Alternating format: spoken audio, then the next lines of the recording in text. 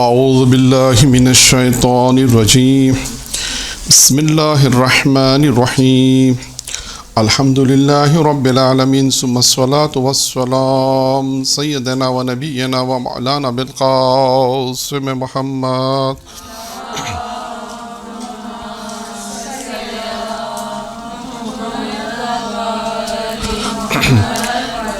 وعلى بیتہ الطیبین الطاہرین اما بعد فقط تبارک و تعالی فی کتابہ الکریم بسم اللہ الرحمن الرحیم ان الذین آمنوا وعملوا الصالحات لهم جنات النعیم خالدین فیہا وعد اللہ حقہ وہو العزیز الحکیم۔ درود پڑھے محمد و آل محمد۔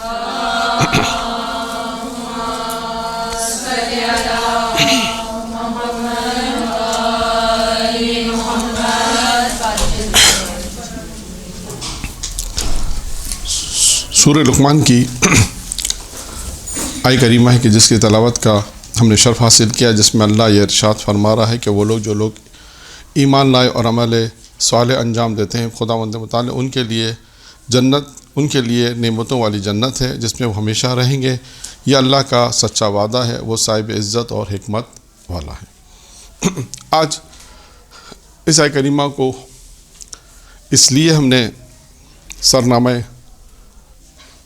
کلام قرار دیا کہ اس آیہ مجیدہ میں اللہ نے ایمان اور عمل صالحات کا ذکر کیا، اور اس کے ساتھ ساتھ یہ بھی ذکر کیا کہ جو لوگ ایمان لے کر آئیں اللہ پر، ایمان کو اختیار کیا ہے، ایمان کو قبول کیا ہے تو اور عمل صالح بھی انجام دیتے ہیں، پروردگار نے ان کے لیے کہا کہ ان کے لیے ایسی جنت ہے جس میں نعمتیں ہوں گی، اس جنت میں وہ ہمیشہ رہیں گے۔ یعنی عمل صالح اور نیک عمل انجام دینے والوں کو گویا خوشخبری بھی قرآن دے رہا ہے۔ دو کام پروردگار عالم نے اس میں طلب کیے ہیں، نمبر ایک عمل ایمان، دوسرا عمل صالح، دو۔ پھر اس کے لیے فرمایا ان کے لیے جنت ہے اور ایسی جس میں ہمیشہ رہیں گے، اور یہ اللہ کا وعدہ ہے، اور اللہ جو ہے وہ صاحب عزت اور حکمت والا ہے۔ یہ ترجمہ تھا جو عرض کیا آپ کے سامنے۔ ایمان اور عمل صالح یہ دو چیزیں انسانی زندگی میں ہمیشہ سے رہی ہیں۔ جب انسان نے ہوش سنبھالا، جب سے انسان نے ان باتوں کو سمجھا جو اللہ نے انسان سے کہی ہیں، عقل پروردگار عالم نے دی، انسان کو شعور دیا، اور اس کے بعد جب ایمان کی منزل طے ہوتی ہے، جب انسان اللہ پر ایمان لے آتا ہے تو اس کا دوسری منزل ہے اس کی عمل صالح۔ اچھا، ایمان تو انسان لے آتا ہے اللہ پر، ایمان لانے کے لیے صرف کیا کرنا ہے؟ کیا کرنا ہے؟ کلمہ پڑھنا، لا الہ الا اللہ محمد رسول اللہ، یہ انسان مسلمان ہو گیا، یہ اللہ پر ایمان لے آئے۔ اب دوسری گفتگو کس کی ہے؟ عمل صالح۔ اب یہ عمل صالح بہت سارے ہیں، آپ نے مختلف دروس میں کئی سالوں سے سن رہے ہوں گے، بہت سارے عمل صالح ہیں کہ نیک عمل انجام انسان دے، بہت سارے ہیں۔ آج کچھ نیک عمل جو آئیں گے، وہ آئیں گے جو میں بیان کروں گا، وہ بیان کیے ہیں امام محمد باقر علیہ الصلاۃ والسلام۔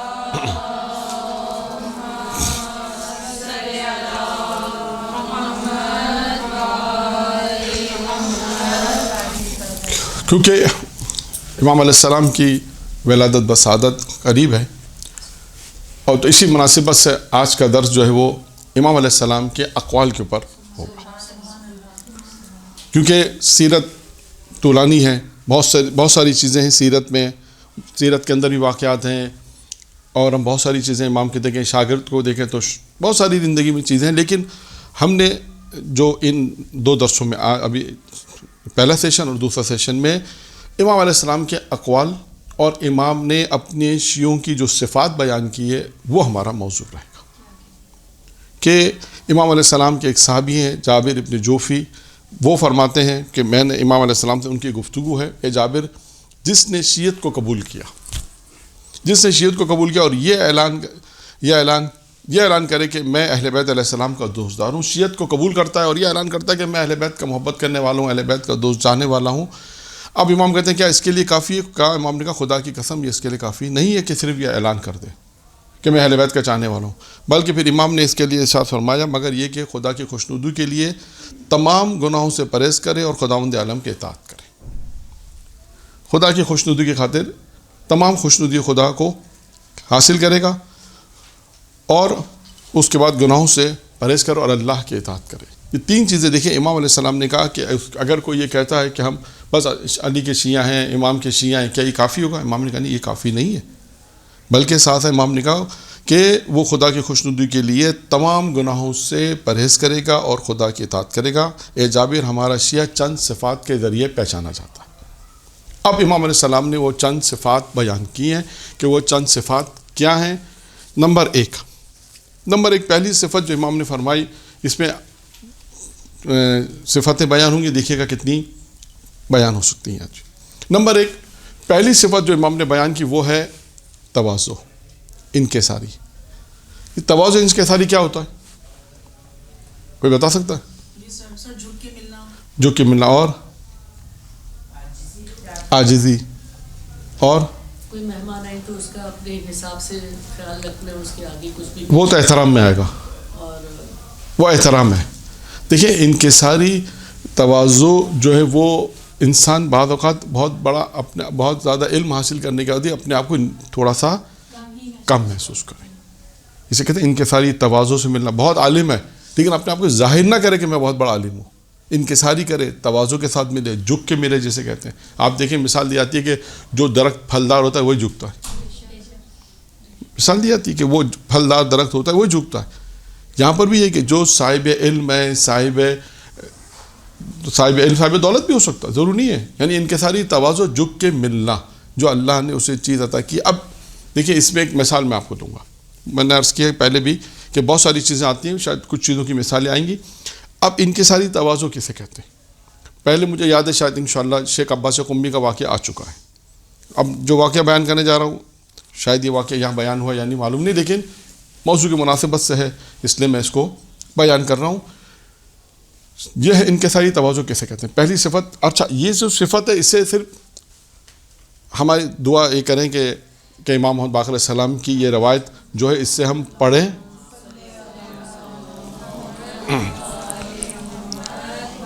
اور ساتھ ساتھ عمل کرنے کی ہمیں توفیق عنایت فرمائیں. انکساری تواضع کسے کہتے ہیں؟ انکساری تواضع، انکساری تواضع کے لیے بہت سے واقعات ہیں. خود سیرت معصومین میں آپ چلے جائیں، پیغمبر اسلام کے جو صحابی ان میں آپ کو مل جائے گا، اور مجتہدین کرام. میں ایک واقعہ ایک عالم کا بیان کرنا چاہتا ہوں. یہ کتاب ہے معراج السعادہ. کیا نام ہے؟ نام سنا آپ نے پہلے؟ جی سر سنا ہے. ہاں وہ اس کا ترجمہ ہے.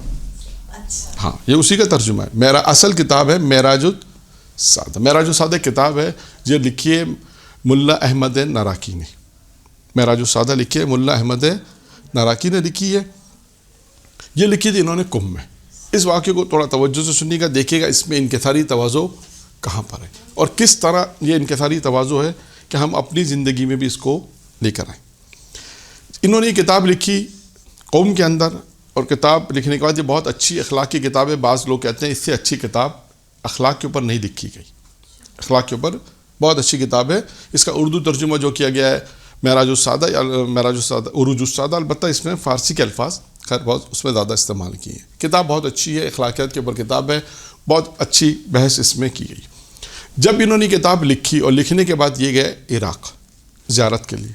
تو عموماً کیا ہوتا ہے جب عراق میں جاتے ہیں زیارت کے لیے تو اہل علم کو جب پتہ چلتا ہے کہ علماء کو یہ معلوم ہوتا ہے کہ بھائی فلاں عالم آ رہے ہیں، کتاب بھی لکھی ہے، تو لوگ کیا کرتے ہیں استقبال کے لیے جاتے ہیں کہ بھائی فلاں عالم آ رہا ہے، فلاں بہت مشہور عالم ہے، کتاب بھی لکھی ہے اور قم میں شہرت بھی ہے ان کی.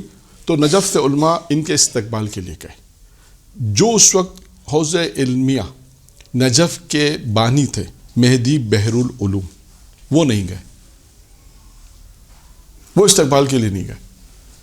تمام عالم بڑے چھوٹے سب ان کے استقبال کے لیے گئے اور ان کو ریسیو کیا، اور وہ نہیں آئے. اب دیکھیے گا کیا وجہ کیا تھی. اچھا اب یہ عالم جنہوں نے کتاب بھی لکھی ہے، شہرت بھی ہے ماشاءاللہ، صاحب علم بھی ہے، صاحب عمل بھی ہے، اب انہوں نے کیا خیال کیا کہ بھئی اگر وہ نہیں ہے تو کیا ہوا، ہم تو ملنے جا سکتے ہیں، ہو سکتا ہے کوئی ضروری کام ہو سکتا ہے کوئی مہمان ان کے پاس آ گئے اس وقت. یہ اچھے احتمال دیکھنے کے بعد وہ ان سے ملنے گئے. اچھا ملنے گئے تو انہوں نے یہ دیکھا کہ ان سے جب ان کی ملاقات ہو رہی ہے تو مہدی بحر العلوم کوئی بہت زیادہ اچھا رسپانس نہیں دے رہے. آج کے اسلام میں اپنے الفاظ میں جیسے بتاؤں کہ بہت زیادہ رسپانس نہیں دے رہے, اچھا رسپانس نہیں دے رہے. کہ ہوتا ہے کہ بھائی آئے, دعوت ہو, شاگردوں کو بلایا جائے کہ بھائی ایک عالم آیا ہے, اس کے استقبال ہو. انہوں نے دیکھا کہ بس ملاقات ہے, بیٹھے ہیں, جو واجبی ملاقات جسے کہتے ہیں. انہوں نے بھی محسوس کیا کہ شاید کوئی وجہ ہو کہ خیر یہ ملاقات کر کے واپس آ گئے اور اپنی زیارت میں مشغول ہو گئے. اچھا, اب اس دوران ہوتا کیا ہے؟ اگر آپ ہمارے معاشرے میں دیکھیں تو کیا ہوگا اس سچویشن میں, کیا ہوگا؟ ہم سوچنے لگ جاتے ہیں اس کا ایسا بہیویئر کیوں تھا. ہاں, وہ پتہ نہیں اپنے آپ کو کیا سمجھتے ہیں اور اپنے لیے سوچتے ہیں کہ میں اتنا بڑا ہوں, اتنا بڑا عالم ہوں, کم سے آیا ہوں, فلاں ہے, اور وہ پتہ نہیں اپنے آپ کو کیا سمجھتے ہیں. اچھا, یہ تو ان کا ایک. اچھا, اور آگے جائیں لوگ. اچھا, اس قسم کے لوگوں میں کیا ہوتا ہے, جو بالخصوص جو اس قسم کے افراد ہوتے ہیں ان کے اعتراف کے لوگ بھی زیادہ چاہنے والے ہوتے ہیں. وہ پھر باتیں بھی بہت زیادہ بناتے ہیں کہ پتہ نہیں وہ اپنے آپ کو کیا سمجھتے ہیں. دیکھو ہمارا استاد ہے, ہمارا عالم ہے, وہ بھی کتنا لکھنے والا ہے, پڑھنے والا ہے, اس کو کوئی پوچھے نہیں نا, یہ کوئی بات ہے. تو اس قسم کی باتیں بھی نہیں ہو رہی تھی. دیکھیں یہ تعامل ہے.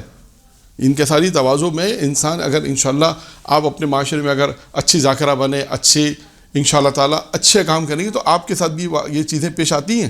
کیا آپ کے پاس بھی لوگ خواتین آ رہی ہیں تو پتہ چلا آپ نے سیکرٹری رکھی ہوئی, ان کے پاس ٹائم تو بالکل بھی نہیں ہے بھائی. نہیں ایسا ہوتا ہے. اچھا, کبھی لوگ رکھتے ہیں, خیر یہ الگ موضوع ہو جائے گا, لیکن بہرحال بہت ساری چیزیں اس میں ہیں. تو بہت سی چیزیں ہوتی ہیں, سب سے چیز ہوتی ہے ان کے ساری تواضع کرنا, تواضع سے ملنا, ان کے ساری سے ملنا. اب اس قسم کے افراد کوئی بات یہ گفتگو بھی نہیں ہو رہی ہے. پھر انہوں نے خیال کیا کہ میں دوسری مرتبہ جا کے ان سے چند دن گزرے, کہا میں آگا اس وقت ہو سکتا ہے موڈ نہیں ہو. پھر دوسری مرتبہ ملنے گئے, ان کے دوسری مرتبہ ملنے گئے, ان کو اطلاع دی کہ بھائی آ رہے ہوں, ٹھیک ہے آ جائیں. وہ بیٹھے, انہوں نے پھر وہی دیکھا, یہ ساری چیزیں وہی دیکھی کہ کوئی خاص ملاقات نہیں ہے, کوئی خاص جوشیلا استقبال نہیں ہے, بس واجبی جیسے ہم کہتے ہیں واجب ملاقاتیں, بیٹھے باتیں ہوئیں. پھر انہوں نے بات یہ بھی نوٹ کی.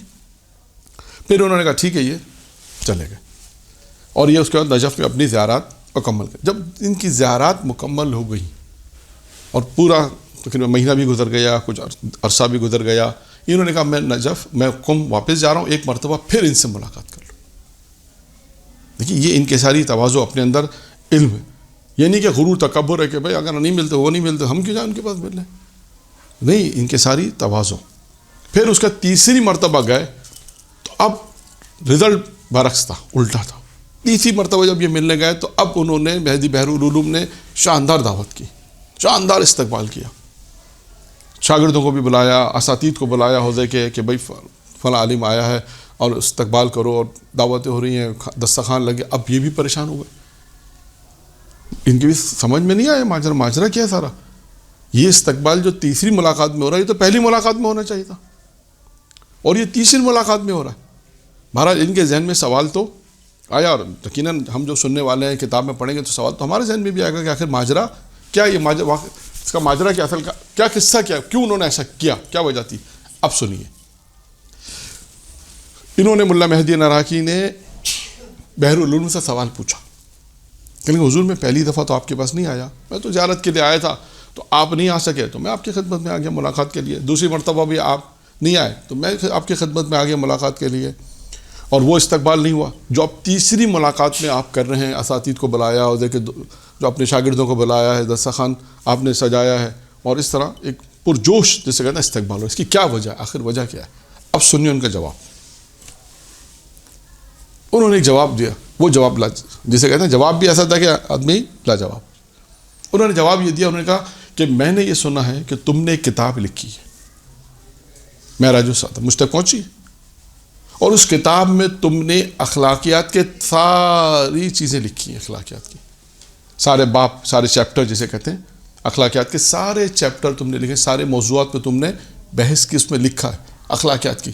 تو میں صرف یہ چیک کرنا چاہتا تھا کہ یہ اخلاقیات جو تم نے اپنی کتاب میں لکھی تم میں بھی پائی جاتی ہیں, پائی نہیں جاتی. یہ صرف چیک کرنا چاہتا تھا. تو میں نے یہ پا لیا کہ جو چیزیں تم نے لکھی ہیں وہ جو کتابوں میں تم نے لکھی اپنی کتاب, وہ تمہارے اندر بھی پائی جاتی. دیکھیے یہ انکساری اور تواضع.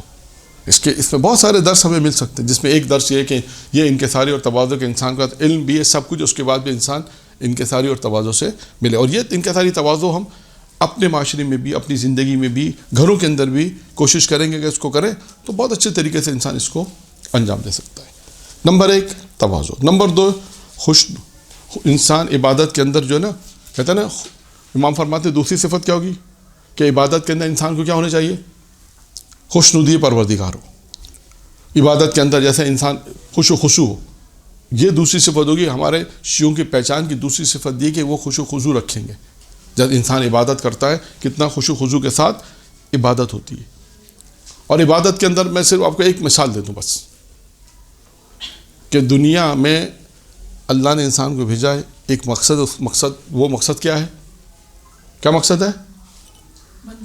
بندگی کے لیے، عبادت کے لیے. اللہ نے دنیا کو کس کے لیے بھیجا ہے؟ عبادت کے لیے بھیجا ہے. اب اس کی ایک مثال میں آپ کو دے رہا ہوں کہ انسان اسے کس طرح بھول گیا. صرف مثال دے رہا ہوں تاکہ آج کی روایتیں جو ہے وہ جو امام اسلام کے جو اقوال ہیں وہ پورے ہو جائیں جہاں تک بھی ہم پہنچ سکیں. اس کی بہترین مثال یہ ہے سمجھنے کے لیے کہ آج ہم کہاں کھڑے ہیں، آج ہم کہاں پر ہیں. ایک شخص سمندر کے کنارے جاتا ہے اور جب سمندر کے کنارے پہنچتا ہے تو اسے سمندر عبور کرنے کے لیے، سمندر کے اس پار جانے کے لیے کوئی وسیلہ نہیں ملتا کہ جو وسیلہ ہو کہ جو اسے اس سمندر کے اس پار پہنچا دے. وہ دیکھتا ہے دور دراز میں کچھ وسیلہ نہیں، کشتی نہیں، کیا کرے، پریشان ہوتا ہے. پھر دور دیکھتا ہے، بہت دور کی طرف اس نے دیکھا کہ وہاں ایک جنگل نظر آیا. دیکھا جنگل میں کام یہ کرتا ہوں کہ جنگل میں لکڑیاں کاٹ کر ایک کشتی بنا کر میں اپنے مقصد کو پائے تک بھی پہنچا دوں گا، مقصد کو پورا کر لوں گا. وہاں پہنچا، اس نے لکڑیاں کاٹی اور کاٹنے کے بعد ایک کشتی تیار کی. جب ایک کشتی تیار ہو گئی، اسی اسنا میں کچھ لوگ آئے، کہنے لگے کہ کشتی بیچتے ہو؟ نے کہا میں بیچ دوں گا. کشتی ان کو فروخت کی. اب وہاں پر کشتی بنا کے بیچنے لگا، خود بھول گیا کہ کس مقصد کے لیے وہاں پر آیا تھا. یہی مثال ہماری زندگی کی. اللہ نے انسان کو بھیجا عبادت کے لیے، انسان یہاں پہ بھول گیا میں کس مقصد کے لیے آیا تھا. بس یہاں پہ جو دنیا کی رنگیلیوں میں، دنیا کی باتوں میں، دنیا کی جو رنگیلیاں ہیں، دنیا کی جو باتیں ہیں، اس کے اندر انسان نے اپنے آپ کو اتنا مشغول کر دیا کہ وہ اصل ہدف اور اصل مقصد کے لیے بول کے اللہ نے اسے کس مقصد کے لیے پیدا کیا تھا. تو یہ عبادت، بس عبادت کی یہی کہ اللہ نے انسان کو بندگی کے لیے پیدا کیا. خود بات آگے کال آ جائیں گے اس سے کیا مراد ہے. تیسری صفت کیا امام نے فرمائی؟ اب ہمارے شیعوں کی جو پہچان ہے، تیسری صفت فرمائی امانت داری، کہ انسان امانت دار ہوگا. چوتھی صفت ہے کثرت سے ذکر خدا کرے گا. کثرت سے ذکر خدا کرے گا. اور بعض روایت میں کثرت ذکر خدا سے یہ بھی مراد ہے، ایک تو وہی ہے جو روایت میں ہے کہ کثرت انسان ہر وقت جب فرصت سے بیٹھے تسبیح پڑھتا رہے، درود کی تسبیح پڑھے، سبحان اللہ کی تسبیح پڑھے، صلوات کی تسبیح پڑھے.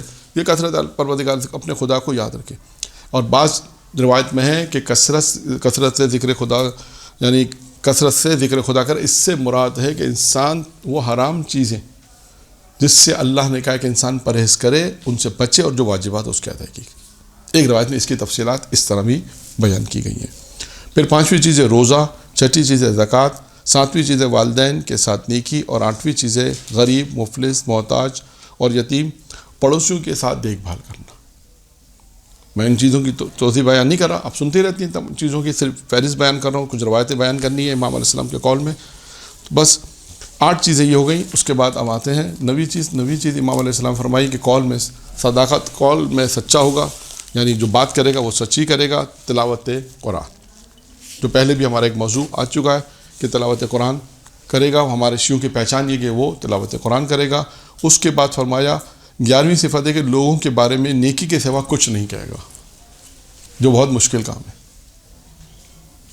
لوگوں کے بارے میں کیا؟ لوگوں کے بارے میں جو گفتگو کرے گا تو نیکی کے سوا کچھ نہیں کرے گا. میں نے کہا نا یہ بڑا مشکل کام ہے.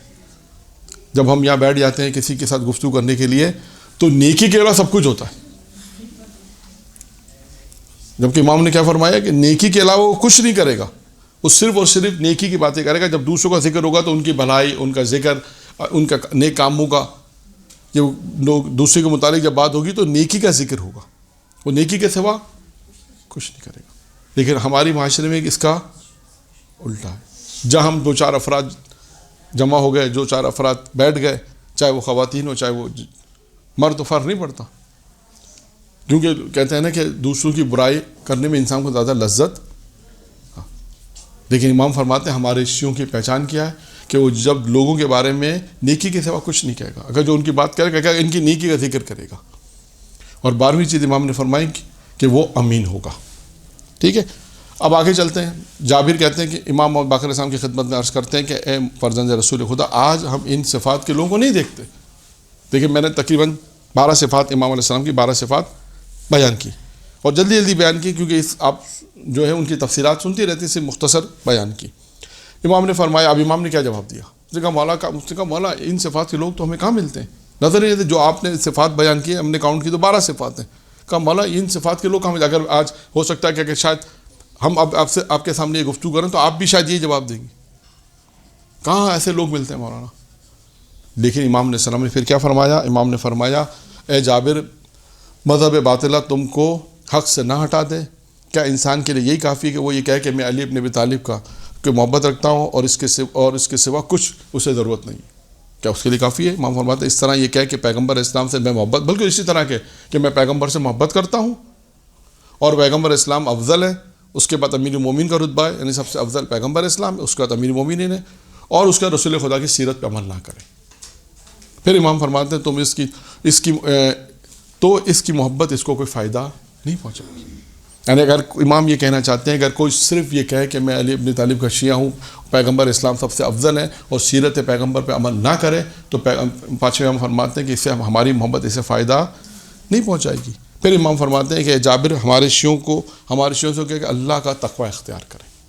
دیکھیں بات آ گئی بھائی، بات وہیں پر آ گئی، اللہ کا تقوی اختیار. تقوی کے معنی کیا ہے؟ اب تک تو آپ لوگوں نے سنے ہوں گے. اور تقوی کی تعریف کیا ہے؟ اور یہ مختصر تعریف ہے. تقوی کی جو یہ تعریف ہے بہت مختصر تعریف یہی ہے کہ 2 چیزوں کا نام ہے، تمام واجبات کی ادائیگی ہے اور تمام حرام سے اپنے آپ کو بچانا. یہ تقوی. آئیے میں آپ کو یہاں پر ایک مثال، دنیاوی ایک مثال کے ذریعے سے مثال جو دی وہ علی ابن ابی طالب علیہ الصلوۃ والسلام.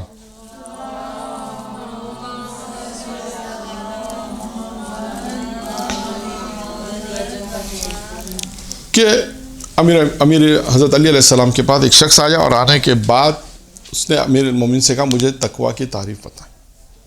کیا کہا؟ تقوی کی تعریف بیان کریں. اچھا وہ آیا تھا بہت دور دراز سے آیا تھا، عرب کا رہنے والا تھا، اور ایک بہت دور دراز سے امیر المومنین کی خدمت میں آیا، کہنے لگا مولا مجھے تقوی کی تعریف بتا. اچھا اب امیر المومنین نے اس سے کہا کہ اچھا یہ بتا کہ تو کہاں سے آیا؟ اس سے سوال پوچھا. نے کہا مولا میں بہت دور سے آیا ہوں. امام نے کہا اچھا کبھی ایسا ہوا ہے راستے میں، کبھی ایسا راستہ آیا ہے کہ باریک راستہ ہو، بہت باریک راستہ ہو، تو اس راستے پہ تو کیسے چلے گا؟ اس نے کہا مولا بہت دفعہ ایسا ہوا ہے، میں جب پیدل آتا ہوں تو بہت سے راستے ایسے ہوتے ہیں جب بہت باریک راستہ ہوتا ہے، بہت مشکل سے. امام نے کہا اچھا، میں ایک صورتحال امام نے اس کے سامنے کریٹ کی. امام نے کہا اچھا یہ بتا، بہت باریک راستہ ہو، دائیں بائیں تیرے کانٹے ہوں، جھاڑیاں ہوں، اور تیرے جسم پر باریک لباس ہو، تو یہ بتا تو اس وقت اس راستے پر کیسے چلے گا اور جبکہ تیز ہوا بھی چل رہی ہے. دیکھیں امام علیہ السلام نے پہلے اس کے سامنے ایک ماحول کریٹ کیا، اس کو سمجھانے کے لیے، اس کو بتانے کے لیے. وہ پوچھ رہا ہے کس کی تعریف؟ تقوی کی تعریف پوچھ رہا. امام علیہ السلام نے اس سے پوچھا کہ تقوی کی تعریف رہا ہے. دیکھیں امام نے کیا کہا اس سے؟ امام نے کہا کہ تو کہاں سے آیا؟ اس نے کہا مولا میں بہت دور سے آیا ہوں. نے کہا ٹھیک ہے. پھر امام نے کہا اچھا یہ بتا کبھی ایسا ہوا ہے کہ ایک راستہ ہو، باریک راستہ ہو، دائیں بائیں جھاڑیاں ہوں، تیرے جسم پر باریک لباس ہو، تیز ہوا چلے، تو اس راستے پر کیسے چلے گا؟ اس نے کہا مولا اس قسم کا جب راستہ ہوگا اور تیز ہوا چلے گی تو میں اس راستے پہ پھونک پھونک کے قدم رکھوں. کیوں؟ تاکہ جو باریک لباس ہے اس میں اگر جھاڑی پھنس گئی تو کیا ہوگا؟ لباس خراب ہو جائے گا، پارا پارا ہو جائے گا. باریک لباس مخمل کا لباس ہو تو اگر ذرا سا بھی کوئی جھاڑیاں جو لباس میں باریک لباس میں آ گئی اور جیسے ہی چلے گا تو لباس کیا ہوگا؟ پھٹ جائے گا. تو اس نے کہا مولا ایسے مقام پر تو جو ایسی سچویشن ہوگی تو میں بہت آرام سے پھونک پھونک کے قدم رہوں تاکہ میرا لباس جھاڑیوں سے محفوظ ہو. امام علیہ السلام نے کہا بس یہی تقوی ہے. کیا کہا امام نے؟ بس یہی تقویٰ ہے. اب وہ کہتا ہے مولا میں آپ سے تقویٰ کی تعریف پوچھ رہا ہوں, آپ مجھے راستے کی بات بتا رہے ہیں, کیونکہ نہیں سمجھا امام کی بات. کہنے کا مولا میں آپ سے تعریف تقویٰ کی پوچھ رہا ہوں, آپ مجھے راستے کی کہانی سنا رہے ہیں. اب امام علیہ السلام نے کہا سنو, جو تم کو جو مثال میں نے دی سمجھانے کے لیے دی. امام نے کہا وہ راستہ مثل دنیا, وہ راستہ مثل گویا دنیا ہے. کہا دائیں بائیں جو جھاڑیاں ہیں وہ گناہ ہیں, دائیں بائیں جو جھاڑیاں وہ گناہ ہیں. تمہارے جسم پر جو لباس ہے باریک وہ لباس ایمان کا لباس ہے, اور وہ تیز جو تیز ہوا چل رہی ہے وہ تیز ہوا چلانے والا شیطان ہے, شیطان ہے. کہا اس طرح تمہیں اس دنیا میں رہنا ہے جس طرح تم اس جھاڑیوں اس راستے پہ چلو گے, جس طرح پھونک پھونک کے قدم رکھو گے, تیز ہوا چل رہی ہے اپنا لباس سمیٹ کے چلو گے تاکہ تمہارا لباس جھاڑیوں سے نقصان نہ. کہا دنیا میں تمہیں اس طرح چلنا ہے, شیطان تیز ہوا چلانے والا ہے, گناہ ہے, تمہیں دنیا میں اس طرح پھونک پھونک کے قدم رہنا ہے تاکہ تمہارا ایمان کو نقصان نہ ہو. یہ ہے تقویٰ کی تعریف, بہت مختصر امام علیہ السلام نے اسے بیان کی. پھر امام علیہ السلام نے ابھی آ جائیں, امام علیہ السلام نے امام نے فرمایا جابر ہمارے شیعوں سے کہنا کہ تقویٰ الہی کو اختیار کریں, قرآن پر عمل کریں. اور اس کے بعد کہا کہ خدا کے نزدیک سب سے زیادہ مقرب وہ لوگ ہیں جو سب سے زیادہ پرہیزگار ہیں. کچھ چیزیں اس پوری داستان میں, اس پورے امام کے اس واقعے میں ہو سکتا ہے 2-3 چیزیں تکرار ہوں گی, لیکن میں پوری روایت آپ کے سامنے پڑھوں کہ جس میں امام علیہ السلام نے فرمایا جابر ہمارے شیعوں سے کہو اللہ کا تقویٰ ہے اور قرآن پر عمل کریں. اس میں آیا تھا پہلی والی بات امام نے کیا کہا, قرآن کی تلاوت کریں. یہاں پر آ رہا ہے قرآن پر عمل کریں. کہتے ہیں نا کم پڑھے لیکن سمجھ کے پڑھیں, کم پڑھے لیکن عمل کریں. ٹھیک ہے زیادہ بھی پڑھے ثواب ہے, جتنا زیادہ آپ قرآن پڑھیں گی جتنا زیادہ انسان قرآن کی تلاوت کرے گا, انسان کی میں نے پچھلے درس میں بتایا تھا انسان کے ذہن کی وسعت بڑھ جاتی ہے. جتنا زیادہ انسان تلاوت کرے گا ہو سکتا ہے ذہن کی وسعت بڑھے اور بہت سی چیزیں انسان کو جلدی سمجھ میں آنے لگے.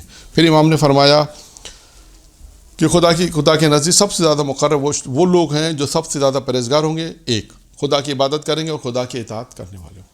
یعنی اگر کسی شخص کو اللہ کے قریب ہونا ہے, فارمولہ بتایا امام نے, کسی اللہ کے قریب ہونا ہے تو پرہیزگاری, بندگی, اطاعت پر عبادت اور اطاعت کرنے والے. اے جابر خدا کے نزدیک ہونے کا اس کے علاوہ کوئی خدا کے نزدیک ہونے کا کوئی راستہ نہیں ہے سوائے کہ اس کی اطاعت کی جائے.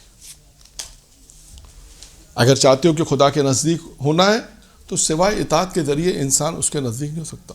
ہم لاکھ کوشش کر لیں لیکن اطاعت, بندگی, گناہوں سے پرہیزگاری, امام فرماتے ہیں یہ چیزیں ہیں جو انسان کو اللہ کے نزدیک کریں گی. پھر فرمایا ہمارے پاس دوزخ سے نجات کا کوئی پروانہ نہیں ہے. پھر امام نے فرمایا جو شخص خدا کا فرما بردار ہے اور خدا وہ ہمارا دوست ہے, جو خدا کا نافرمان ہے وہ ہمارا دشمن. ایک قانون اور امام نے بیان کیا, جو خدا کا دوست ہے, جو خدا کا فرما بردار ہے وہ ہمارا دوست ہے اور جو خدا کا نافرمان ہے وہ ہمارا دشمن ہے. پھر فرمایا امام نے عمل اور تقویٰ پرہیزگاری کے علاوہ ہماری ولایت تک کا کوئی راستہ نہیں ہے. یعنی اگر انسان اہل بیت کی ولایت تک پہنچنا چاہتا ہے, امام فرماتے ہیں کہ عمل کے ذریعے سے, تقویٰ کے ذریعے سے, پرہیزگاری کے ذریعے سے, اس کے علاوہ کوئی اور راستہ نہیں ہے ہماری ولایت تک پہنچنے کا.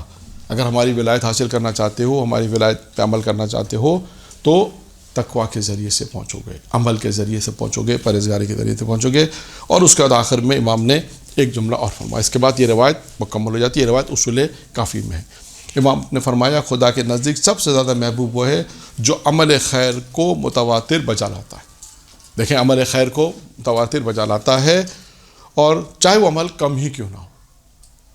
دیکھیے کتنے سارے عمل میں نے آپ کے سامنے بیان کیے کہ امام علیہ السلام نے اپنے شیعوں کی جو صفات بیان کی ہیں ان میں ان چیزوں کو بیان کیا ہے کہ یہ چیزیں امام نے بیان کی, یہ ہے چیزیں جو ہمارے شیعوں کی صفات.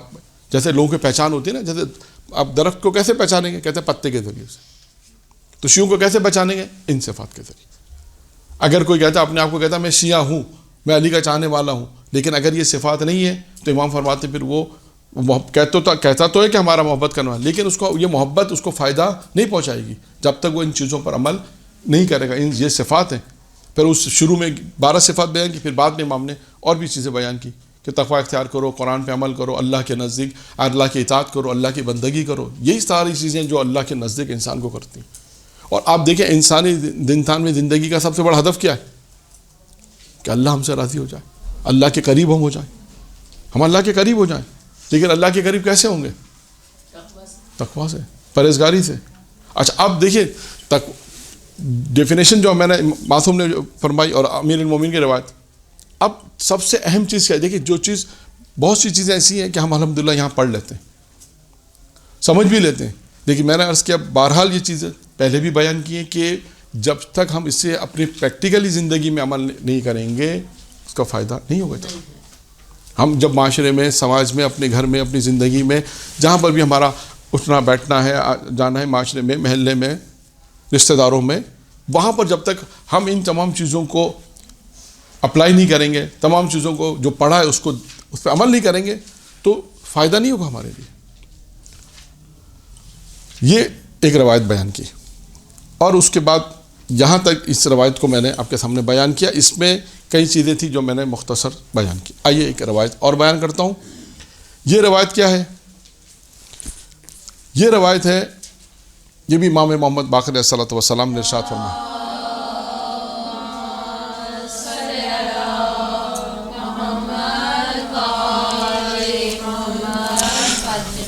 اب یہ روایت میں امام نے ارشاد فرمایا 3 کام دنیا اور آخرت میں نیک ہیں. 3 کام دنیا اور آخرت میں کیا ہے؟ نیک ہے. نمبر 1، اب آپ دیکھیے جو 3 کام امام بیان فرما رہے ہیں، اگرچہ ہو سکتا ہے کہ لوگ کہیں یا سننے والے کہیں کہ مولانا اس پہ عمل کرنا تو بہت مشکل ہے، لیکن بہرحال یہ دنیا اور آخرت میں نیک ہے. نمبر 1 کیا ہے؟ جو تم پر ظلم کرے تم اسے کیا کرو؟ معاف کر دو. آسان ہے کام. میں نے کہا نا جو ظلم ہوتا ہے تو ہم کیا کہتے ہیں؟ ہم بھی ظلم کریں گے اس پر. اگر موقع ملتا ہے تو، نہیں ملتا تو نہیں ملتا، کچھ بھی نہیں کر سکتے. آج بہت سے ایسے ہیں، شاید ہو سکتا ہے اللہ نہ کرے، کہ گھر میں ظلم، ضروری نہیں کہ ظلم کی ڈیفینیشن کیا ہو، یہ بھی ایک سوال ہے، لیکن بالآخر انسان اگر گھر کے اندر کچھ خدا نہ خاصا کسی پہ اگر دیکھ رہا ظلم ہو رہا ہے تو بہرحال یہ ہے کہ اگر ظلم غلطی سے ہو گیا ہے تو ٹھیک ہے.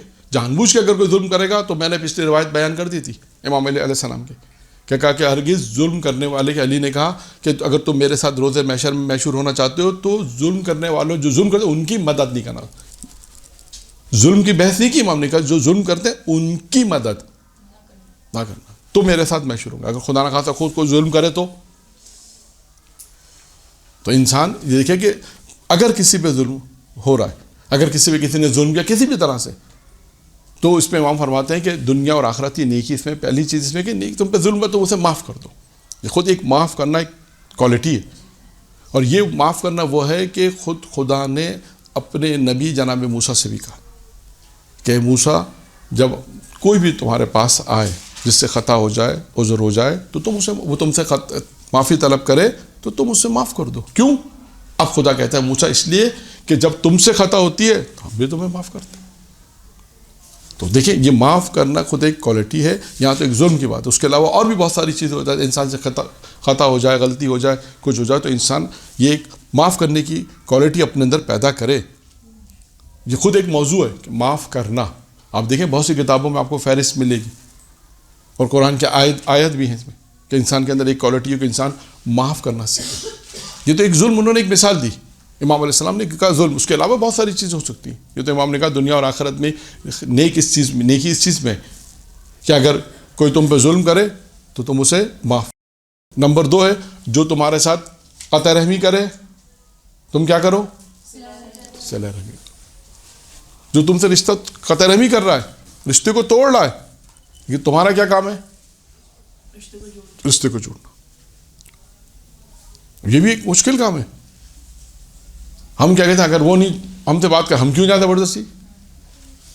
ہماری غلطی نہیں ہے. میں نے پچھلے درس میں بھی ایک صلہ رحمی کے سلسلے میں جو روایت بھی بیان کی تھی. دیکھیں یہ صلہ رحمی خود ایک موضوع، یہ جتنے چیزیں بیان ہو رہی ہے خود ایک ایسا موضوع ہے کہ جس کے فوائد کیا ہیں. خود صلہ رحمی کے روایت میں 20 فوائد بیان کیے گئے, بعض روایت کہ انسان اگر صلہ رحمی کرے تو 20 فوائد اس کو حاصل ہوں گے. خود ایک موضوع ہے صلہ رحمی کا کہ انسان صلہ رحمی کرے گا تو اس سے کیا فائدہ ملے گا. جو تم سے قطع رحمی کرے, تم سے اپنے تعلق کو جوڑے, تم اس سے اپنا تعلق جوڑو. جو تم سے قطع رحمی کرے تم اس کے ساتھ صلہ رحمی کرو. جو تمہارے ساتھ, یعنی اس کو یوں بھی کہہ سکتے تمہارے ساتھ کوئی اچھا سلوک نہیں کر رہا لیکن تم بھی اس کے ساتھ اچھا سلوک کرو. لیکن ہم کیا کہتے ہیں, انہوں نے ہمارے ساتھ برا کیا, ہم کیوں ان کے ساتھ اچھا کریں بھائی, ہم کیوں ان کے ساتھ اچھا کریں. نہیں, یہ معاف کرنا صلہ رحمی کرنا. دیکھیں ایک تو ہوتا ہے کہ آپ صلہ رحمی انجام دے رہے ہیں, ایک ہوتا ہے کہ آپ معاف کر رہے ہیں, کوالٹی ہے. ایک دفعہ کہ اس نے آپ پہ ظلم کیا ہے پھر معاف کرنا ہے. ایک دفعہ کہ وہ آپ کے ساتھ قطع رحمی کر رہا ہے پھر اس کے ساتھ آپ کو صلہ رحمی کرنی ہے. یہ تھوڑا سا ایک اسٹیپ بڑھ کر ہے. اگر کسی نے آپ کے ساتھ نہیں کہ آپ ان کے ساتھ صلہ رحمی کر رہے ہیں, لیکن ایک دفعہ کہ نہیں, صلہ رحمی کس کے ساتھ کرے معاف ہو رہا ہے, جو تمہارے ساتھ قطع رحمی کرے, جو تمہارے ساتھ تعلقات کو توڑے, تم اس کے ساتھ اپنے تعلقات کو جوڑو. پھر آخری اور تیسری چیز امام نے فرمائی, یہ 3 چیزیں امام نے فرمائی, 3 چیزیں, 3 کام ہیں دنیا اور آخرت میں جو نیک ہے. 3. نمبر 1 جو تم پہ ظلم کرے معاف کرو. نمبر 2 جو تمہارے ساتھ قطع رحمی کرے تم اس کے ساتھ صلہ رحمی کرو. تیسرا کیا ہے, جو تمہیں محروم کرے تو تم اسے عطا کرو. کتنا مشکل ہے کام.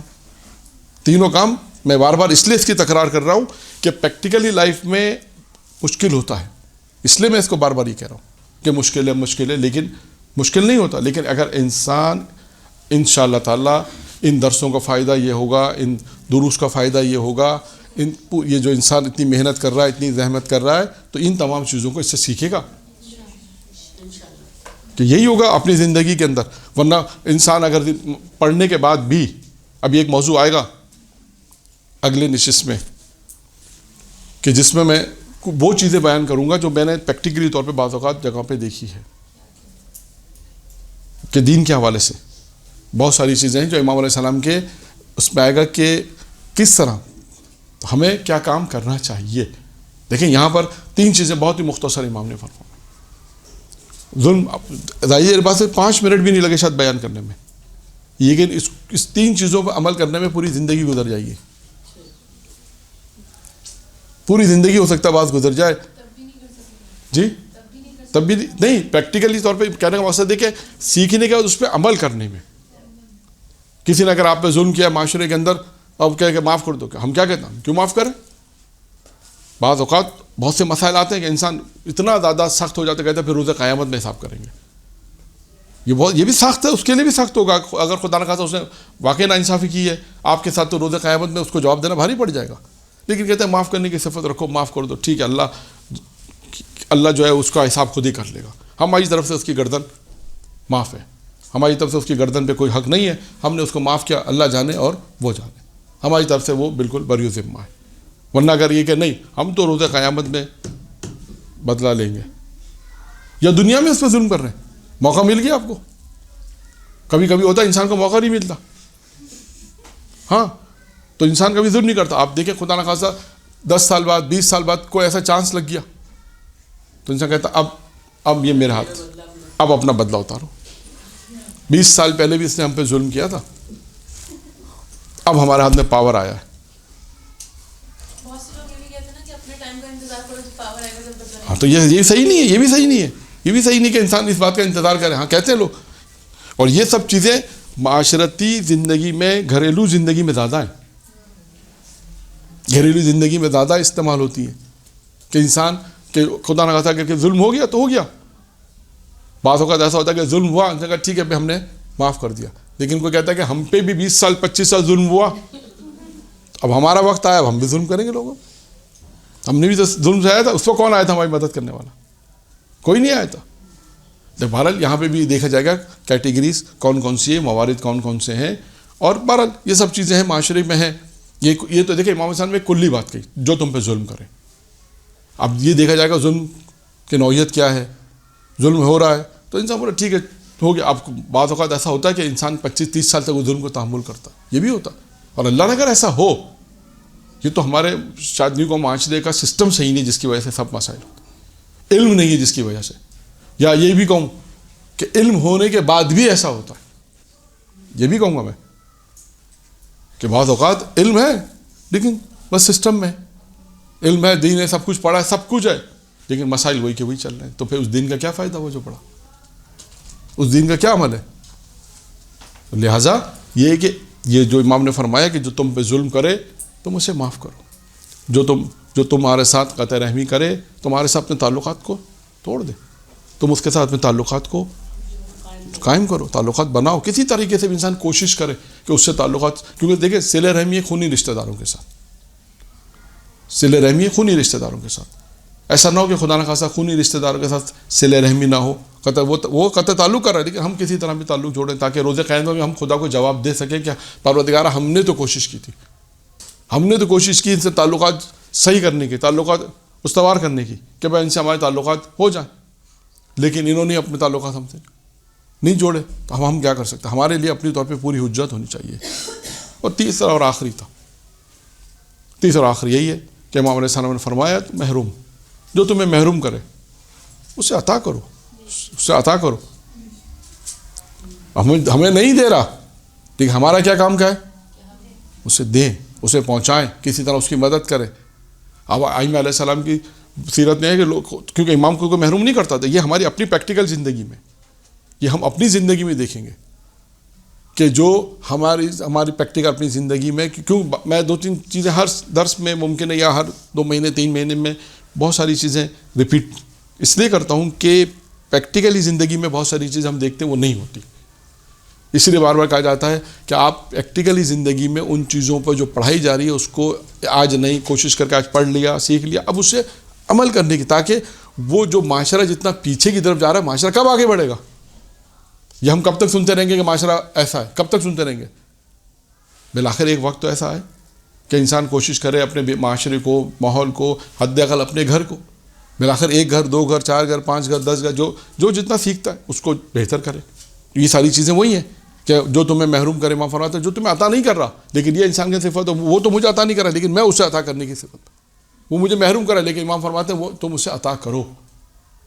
اب تینوں میں دیکھیں ایک ایک کوالٹی ہے, میں بار بار ریپیٹ اسے, تینوں میں ایک ایک کوالٹی کیا ہے.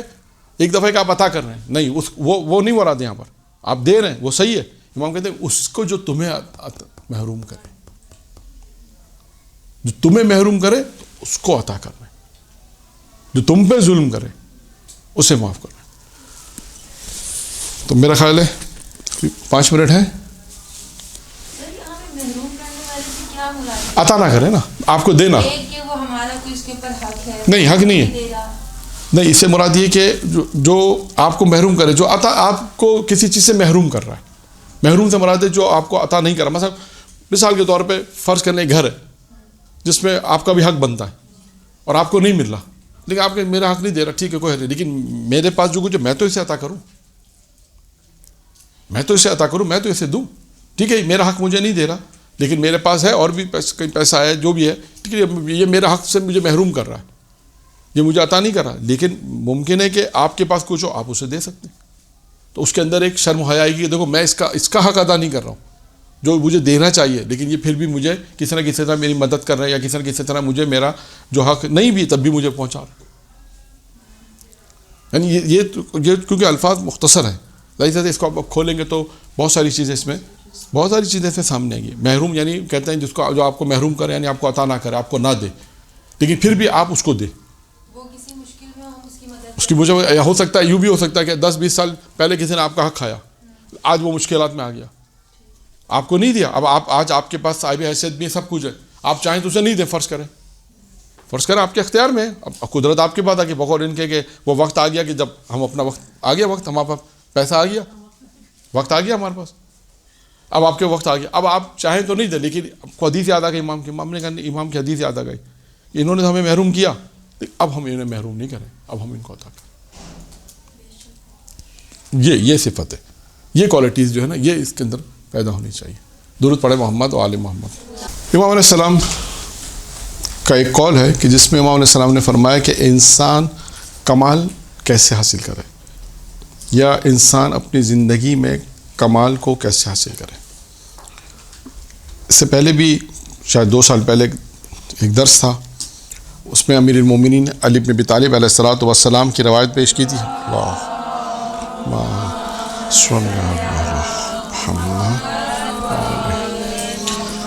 اس میں امیر المومنین نے ارشاد فرمایا تھا کہ 6 چیزیں انسان کو کمال تک پہنچاتی ہیں. ٹھیک ہے, آج جو گفتگو ہے وہ بھی کمال کی ہے اور بہت مختصر ہے. کون سی وہ چیزیں جو انسان کی اپنی زندگی میں انسان کو کمال تک پہنچائے. اچھا آپ دیکھیے یہاں پہ تھوڑی سی گفتگو یہ بھی ہوگی کہ کمال ہے کیا چیز. ایک تو یہ بھی سوال ہو سکتا ہے, لیکن اس سوال کو میں اس درس میں بیان کر چکا ہوں. لیکن صرف یہ بیان کروں گا کہ ہر انسان کمال چاہتا ہے. ہر انسان چاہتا ہے کہ وہ ایک کمال حاصل کرے, اپنی زندگی میں اس مقام تک پہنچے اللہ کے لیے, اللہ کے ائمہ اسلام کے خوشنودی کے لیے, اللہ کی رضایت کے لیے انسان کمال حاصل کرے. یعنی وہ کمال اسے کہتے ہیں کہ انسان کے اندر کچھ چیزیں ایسی آ جاتی ہیں, ان چیزوں کو عمل کرتا ہے تو وہ چیزیں انسان کے اندر آ جاتی ہیں کہ جو پھر عام انسان میں نہیں ہوتی. یعنی صاحب کمال جسے ہم کہتے ہیں. بہت ساری اس کی مثالیں ہیں آپ کے پاس کہ کمال کے, ہم اسے کمال اسے کہتے ہیں کہ اگر آپ عام شخص کوئی آ جائے آپ کے پاس اور آ کے فرض کریں آپ سے وہ کہے کہ آج آپ نے کیا کھایا ہے, آپ کہاں جا رہی ہیں, آپ کہاں سے آ رہی ہیں, اگر کوئی آپ کو بھی بتا دے تو آپ کیا کہیں گے؟ کیا کمال کا آدمی, کیا کمال ہے. اس کا مطلب کیا ہوا کہ کوئی ایک ایسی چیز جو عام انسانوں کے پاس نہیں ہو وہ اگر بیان کر دے تو انسان اسے کہتے ہیں یہ کمال. اچھا اب کمال میں نے کہا مختلف طرح سے ہوتا ہے. امام فرماتے ہیں کہ 3 چیزیں انسان کو کمال تک پہنچاتی ہیں. اس روایت میں 3 چیزیں امام نے نقل کی. نمبر 1 جو پہلی چیز ہے وہ کیا ہے؟ دین کے اندر دین فہمی اور معرفت دین. دین کو سمجھنا, دین کی معرفت حاصل کرنا, دین کو سمجھنا, دین کی معرفت حاصل کرنا. اب دیکھیے اس کی مثال کیا ہوگی کہ بہت سے لوگوں کے پاس دین ہے لیکن کمال دین شاید نہیں ہے. یا یوں کہوں کہ دین ہے, دین کی معرفت نہیں ہے. آپ کے پاس کوئی اس کی مثال ہے؟ آپ کے ذہن میں ہے کوئی مثال کہ دین ہے؟ امام کیا فرماتے ہیں کہ پہلی چیز انسان کو جو کمال تک پہنچاتی ہے وہ معرفت دین. دین کے اندر معرفت, دین کو سمجھنا, فہم کہتے ہیں دین کو سمجھنا, فہم جسے ہم کہتے ہیں کہ دین کو انہوں نے مکمل سمجھا ہے. پڑھا نہیں ہے لیکن پڑھنا اور ہوتا ہے, سمجھنا ہوتا. اور سمجھنے وہی معرفت بھی وہی ہے. معرفت کا دوسرا نام معرفت ہے کہ کہتے ہیں ہاں انہوں نے واقعی دین کو پڑھا ہے, سمجھا ہے اور اس کی معرفت حاصل کی. کچھ لوگوں کے لیے کیا کہا جاتا ہے؟ انہوں نے صرف دین پڑھا ہے. کربلا اس کی سب سے بڑی مثال. کربلا تو مثال ہے لیکن اب ہم اپنی پریکٹیکل زندگی میں بتائیں. عبادت کر نماز پڑھ لیکن خدا کی کبریائی کو ویسا نہیں سمجھ پائے جیسے کہ خدا ہاں وہ تو عبادت میں آگے, دین کی بات کر رہا ہوں میں. تھوڑا سا فرق ہے. میں جو بات کرنا چاہ رہا ہوں وہ دین, وہ تو ٹھیک ہے عبادت, بہت سے لوگ اللہ کی عبادت کر رہے ہیں لیکن اس طرح عبادت معرفت پروردگار نہیں کر رہے, لیکن انہوں نے اس طرح خدا کو نہیں سمجھا. ہم یہاں پہ یہ توضیح دے سکتے ہیں کہ جیسے خدا کو مانتے ہیں, خدا ایک ہے, مانتے ہیں اس کا کوئی شریک نہیں ہے, مانتے ہیں کہ اس نے کہا عبادت کرو, مانتے ہیں اس نے کہا گناہوں سے پرہیز کرو, یہ سب چیز ہم قبول کرتے ہیں اللہ کی. ایسا نہیں ہے کہ قبول نہیں کرتے, لیکن عمل کی زندگی میں جب آتے ہیں تو عمل نہیں کرتے. تو اس میں ہم کہہ سکتے ہیں کہ اس نے دین کو سمجھا ہے, دین کی اس کو معلومات ہے, بس اس کو دین کی معلومات ہے لیکن دین پہ عمل نہیں کرتا. اس نے سمجھنا تو اور ایک اگلا اسٹیپ ہو جائے گا. بعض اوقات دین کو جو سمجھنا ہے وہ ہے کہ دین کو سمجھنا ہے. اب اس کی میں ایک مثال آپ کو دیتا ہوں جو میں نے پریکٹیکل کیا کہ پریکٹیکل چیز میں بہت زیادہ ہے, اور ہو سکتا ہے زیادہ بھی ہو کم بھی ہو, لیکن دیکھا گیا ہے کہ بہت سی خواتین باحجاب ہیں, نیندار بھی ہیں, لیکن تصویر کھنچوانے میں آپ دیکھیے ڈی پی پر, میں مثال اس سے دے رہا ہوں, یہ ہے کہ بعض آپ صحیح کہہ رہے ہیں. نہیں تصویر جو ڈی پی, اچھا ٹھیک ہے ایک دفعہ ایسا ہوتا ہے کہ میں پہلے بات مکمل کر لوں پھر اس کی مثال دوں کہ انہوں نے دین کو سمجھا نہیں. میرے حساب سے کیا غلطی کر رہے ہیں بعض اوقات. اچھا ان کے اپنے جو فیملی ممبر ہیں وہ سب محرم ہیں, چلیں فرض کر لیتے ہیں وہ محرم ہے تو مسئلہ نہیں ہے, کہ ڈی پی پہ ایسی تصویر لگائیے کہ جو نامحرم نہیں دیکھ سکتا, یعنی نامحرم دیکھے تو حرام ہے, بے حجاب تصویر ہے, فیس بک پہ تصویر ہے, بے حجاب ہے. اچھا مسئلہ کیا ہے؟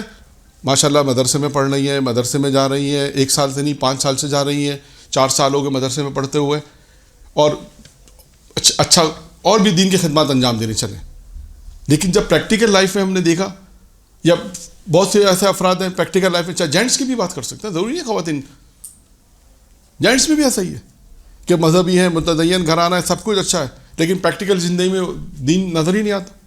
یا شادی بیاہ کے اندر آپ دوسری مثال لے لیں کہ دین کو پڑھا 5 سال تک کسی مدرسے میں, کسی جگہ حوضے میں گئے, کہیں پر بھی گئے, دین کو پڑھا, معلومات ہے ہاں یہ واجب ہے, معلومات ہے یہ حرام ہے, سب پتہ ہے, لیکن جب پریکٹیکلی گئے جہاں پہ مکمل پتہ چلا حجاب ہونا ہے, محرم کا مسائل ہیں, وہاں پر تو کچھ بھی نہیں ہے.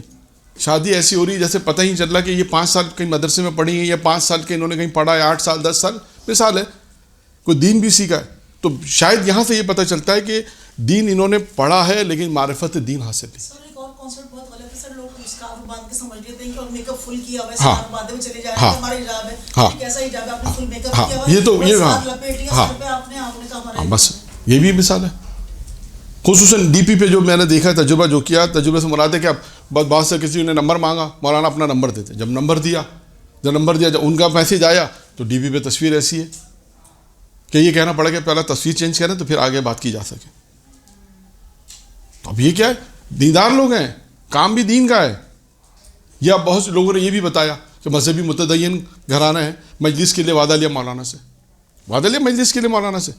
اب جو مولانا نے جب اپنا میسیج کھول کے دیکھا تو تصویر ایسی تھی کہ وہ ہکا بکا ہو گئے. اب ان کی سمجھ میں نہیں آ رہا کہ یہ مجلس کا وعدہ لے رہے, اچھے لوگ ہیں, متدین لوگ ہیں, مجلس کرانا چاہتے ہیں, اور کہتے بھی کہ مولانا اچھی فضائل والی مجلس پڑھے, یا لیکن تصویر کے حوالے سے جب دیکھا وہ تصویر ایسی ہے اپنی مثلا فیملی کے ساتھ ہے, یا فیس بک پہ تصویر بہت سے لوگوں نے ڈالی. میں جانتا ہوں بہت سے ایسے لوگ ہیں یہ جو ہو سکتا ہے کہ دیکھیں نماز پڑھنا ٹھیک ہے, اچھی چیز ہے, نماز پڑھتے ہیں, روزہ رکھتے ہیں, سب عبادت میں شامل ہے, یہ تو ضروری ہے. اسی طرح اپنی زندگی میں بھی کتنے ایسے لوگ ہیں کہ جن کو دیکھا کہ یہ دیندار کہتے ہیں, لیکن اگر آپ فیس بک پہ تصویریں دیکھیں ان کی, وہ فیملی کے ساتھ ڈالی, پکنک پہ گئے ہوئے ہیں. اچھا یہ بھی دیکھا ہے کہ مجلس میں جب آئیں تو باحجاب آ رہی خواتین, فیس بک پہ دیکھیں تو پتہ ہی نہیں چلتا کہ اچھا یہ بھی مجلس میں وہی تھی جو مجلس میں آئی تھی. تو یہ دین فہمی جو ہے نا, امام نے فرمایا معرفت دین, کمال انسان ایسی کمال تک نہیں پہنچتا. یہ معرفت دین, معرفت فہم, یہ کیا ہے, ہم لوگوں نے دین پڑھ لیا, یہ دین ہے. پریکٹیکلی زندگی میں بہت سی جگہوں پہ ایسا ہوا ہے, چاہے میں نے عرض کیا, چاہے ضروری خواتین کے ساتھ مسئلہ ہو, خواتین کے ساتھ بھی مسائل ہے اور جینٹس کے ساتھ بھی مسائل. جیسے میں نے دونوں آپ کے واقعات پیش کی, دونوں ہمارے دوست نے ہمیں بتایا کہ میری نہیں سمجھ میں آ رہا کہ میں ان سے کیا کہوں, کہ بھائی جو تصویر آپ نے لگائی وہ نامناسب تصویر. ٹھیک ہے آپ کی وائف کے ساتھ آپ کی تصویر اچھی بات ہے, لیکن ایسا تو نہیں کہ آپ ڈی پی پہ لگا کے رکھیں اور سب نامحرم اس سے دیکھیں. اسی طرح وہ خاتون جو اچھا کام کرنا چاہتی ہے, دین کا کام کرنا چاہتی ہے, اگر اپنے ہسبینڈ کے ساتھ تصویر ٹھیک ہے, کوئی حرج نہیں, کوئی نامحرم نہ دیکھے بس. تو اب یہ میں اس نتیجے پہ پہنچا ہوں کہ یہ دین سیکھا انہوں نے, صرف اس کو معرفت حاصل نہیں کی. جو امام نے کہا نا کمال, انسان کو جو کمال دیکھے, کمال تک ایسے انسان نہیں پہنچتا. میں نے عرض کیا کہ کمال کیا ہے, ابھی میں نے آپ کے سامنے واقعات بیان نہیں کہ پہلی مجلس میں ایک واقعہ بیان کیا, تو میں دوبارہ اس لیے بیان کر رہا ہوں کہ شاید وہ اب تک نہیں پہنچا وہ واقعہ. کہ دیکھیں کمال کہتے کسے, ایک استاد اور ایک شاگرد نجف. جو شاگرد تھے وہ ان کے اپنے استاد پہ ایک اعتراض کرتا, کہنے لگے میرے ایک استاد ہیں آیت اللہ جواد تبریزی بزرگ نجف کے جو تھے, وہ روزانہ 2 گھنٹے وادی السلام میں جاتے تھے, 2 گھنٹے. شاگرد نے کہا کہ میں اپنے استاد سے پوچھوں گا وادی السلام میں کرتے کیا جا کر, 2 گھنٹے میں آ کے اپنا وقت ضائع کرتے ہیں. وہ اپنے استاد کے متعلق یہ سوچ رہا تھا کہ میں اپنے استاد سے پوچھوں کہ آپ کیا کرتے ہیں, تو 2 گھنٹے جا کے بیٹھتے ہیں. اور 2 سوال اور تھے اس کے پاس, 2 سوال اور تھے. وہ کون سے تھے؟ پہلا سوال یہ تھا کہ اس کے پاس تہران سے خط آیا اپنے گھر سے کہ تم واپس آ جاؤ. دوسرا سوال یہ تھا, یعنی استاد سے مشورہ کرنا تھا جاؤں یا نہیں جاؤں. اور دوسرا سوال اس کے بعد یہ تھا کہ جس کمرے میں وہ آرام کرتا تھا اس کے جو پیر جس طرف تھے وہ ایک الماری کی طرف ہوتے تھے. اس الماری کے ٹاپ فلور کے اوپر بالکل اوپر والے حصے میں قرآن رکھا ہوا تھا. اب وہ اس کے بعد یہ سمجھ میں نہیں آ رہا تھا کہ یہ بے حرمتی ہے یا نہیں, یہ وہ فیصلہ نہیں کر پا رہا تھا. تو اس نے کہا یہ 2 سوال, اور تیسرا سوال اپنے استاد کے متعلق تھا کہ میں اپنے استاد سے پوچھوں گا کہ آپ 2 گھنٹے کیا کرتے ہیں وہاں پر, اپنا وقت ضائع کرتے ہیں. کہ 3 سوال لے کے میں اپنے استاد کے پاس پہنچا. کہتے ہیں جب استاد نے مجھے دیکھا تو فوراً کہا کہ میں جانتا ہوں تم مجھ سے کیا پوچھنا چاہتے ہو. یہ ہے کمال. اب اس کو کمال ہی سے تعبیر کریں گے. جو شیخ انصاری کے واقعات جو سنائے تھے, جس کے کان میں علی نے بسم اللہ پڑھی, شیخ انصاری جس کے کان میں علی نے سورہ حمد پڑھی, شاگرد کے کان میں بسم اللہ پڑھی تھی نا, تو دیکھیں وہ کس مقام پر پہنچے تھے. تو انسان ان مقامات کو کیسے حاصل کرتا ہے, سوال ہے. یہ خود موضوع جو 2 مہینے 3 مہینے پرانا جو درس ہے اس میں ہم نے یہ موضوع رکھا تھا کہ انسان, اب دیکھیں یہ امام نے فرمایا انسان کمر. اب اس استاد کے پاس جب وہ پہنچا تو استاد نے شاگرد کو دیکھ کے کہا کہ میں جانتا ہوں تم مجھ سے کیا پوچھنا. کہا تمہارا پہلا سوال یہ کہ تمہارے پاس خط آیا ہے تمہارے پیرنٹس کا کہ تم آ جاؤ, قم چھوڑ دو, نجف چھوڑ دو. کہا بالکل پہلا سوال یہ تھا. کہا کہ مت جاؤ, نجف میں رہ کے پڑھو. تو دوسرا سوال تمہارا یہ ہے کہ جس کمرے میں تم آرام کرتے ہو تمہارے قدم تمہارے پیر جو ہیں وہ اس الماری کی طرف ہیں, اور جس پہ اوپر ٹاپ فلور پہ قرآن ہے, اور تم یہ فیصلہ نہیں کر پا رہے کہ یہ بے حرمتی ہے یا نہیں ہے. کہا یہ بے حرمتی, اس طرح مت سویا کرو. تمہارے قدم اور تمہارے پیر جس طرف ہوتے ہیں اس طرف نہیں ہونے چاہیے. اور تیسری بات تمہاری کہ تمہارا تیسرا سوال میرے متعلق تھا کہ میں 2 گھنٹے وادی السلام میں کیا کرتا ہوں. کہ یہ تمہیں جو بتا رہا ہوں یہ وادی السلام سے ہی ملا ہے.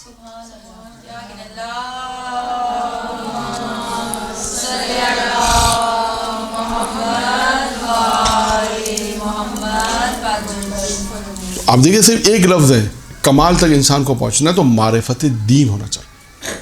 اب میں نے عرض کیا بارہا کہ یہ دین کی معرفت, میں نے مثال آپ کے سامنے پیش کر دی کہ ہم اپنی پریکٹیکلی زندگی میں کتنا دین کو سمجھتے ہیں. کتنی ایسی شادیاں ہیں, کتنے ایسے پروگرامز ہوتے ہیں, کتنے ایسے ایجوکیشن پروگرام ہوتے ہیں کہ جہاں پر اگر ہم جائیں تو بعض لوگ متدین لوگ کہتے ہیں کہ کہتے ہیں شادی متدین گھرانے کی, لگتا کہیں سے بھی نہیں ہے.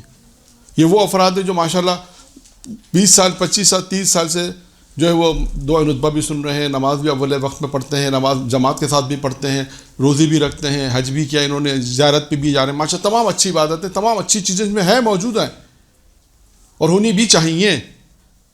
جو ہم نے ابھی آپ کے سامنے امام محمد باقر علیہ السلام کے اقوال بھی پیش کیے, شیعوں کی جو پہچان وہ بھی بیان کی. لیکن اگر آپ شادی بیاہ ان کی دیکھ لیں تو بہت سے ایسے لوگ ہوتے ہیں وہ کہتے ہیں کہ ہم ایسی شادی بیاہ میں نہیں جائیں گے, صاف منع کر دیتے ہیں. دروازے پر آئے, گفٹ دیا اور بولا ہم نہیں بیٹھ سکتے. ہم اور آپ کم از کم اتنا کریں, ایسی شادیاں منعقد ہونی چاہیے, ایسے پروگرام کہ آپ یہ کہیں کہ وقت کا امام آئے. بس آپ کا معیار یہ ہونا چاہیے کہ آیا کیا ہمارے ہاں کیا معرفت دین ہے, جو ہم نے دین پڑھا کیا اس پہ ہم نے عمل کتنا کیا. جتنی چیزیں ہم نے امام محمد باقر علیہ السلام کی پڑھی, جتنی سنی, اور دیگر ائمہ علیہ السلام کی بھی, کہا دین کتنا ہے. یہ ایک جملہ ہے معرفت دین. دین کو امام کہتے ہیں دین کو سمجھنا, معرفت حاصل کرنا. ایک دفعہ تو دین کو پڑھ لیا آپ نے, ایک دفعہ تو دین کو سمجھ لیا آپ نے, ایک دفعہ تو دین کی معرفت. اب دیکھیں میں نے 2-3 مثالیں ایسی دی کہ متدین گھرانہ ہے, مذہبی گھرانہ ہے, لیکن بہت سی چھوٹی چیزیں ایسی ہیں جس کی وجہ سے یا تو انہیں علم نہیں ہے, یا علم ہے تو پھر جان بوجھ کے اگر انسان اس کاموں کو انجام دے رہا ہے. بعض دفعہ ہوتا ہے کہ بہت سی چیزیں ہوتی ہیں لوگ کہتے ہیں ہمیں مولانا علم ہی نہیں ہے کہ یہ گناہ ہے, وہ ایک الگ مسئلہ ہے, شاید لا علمی ہو.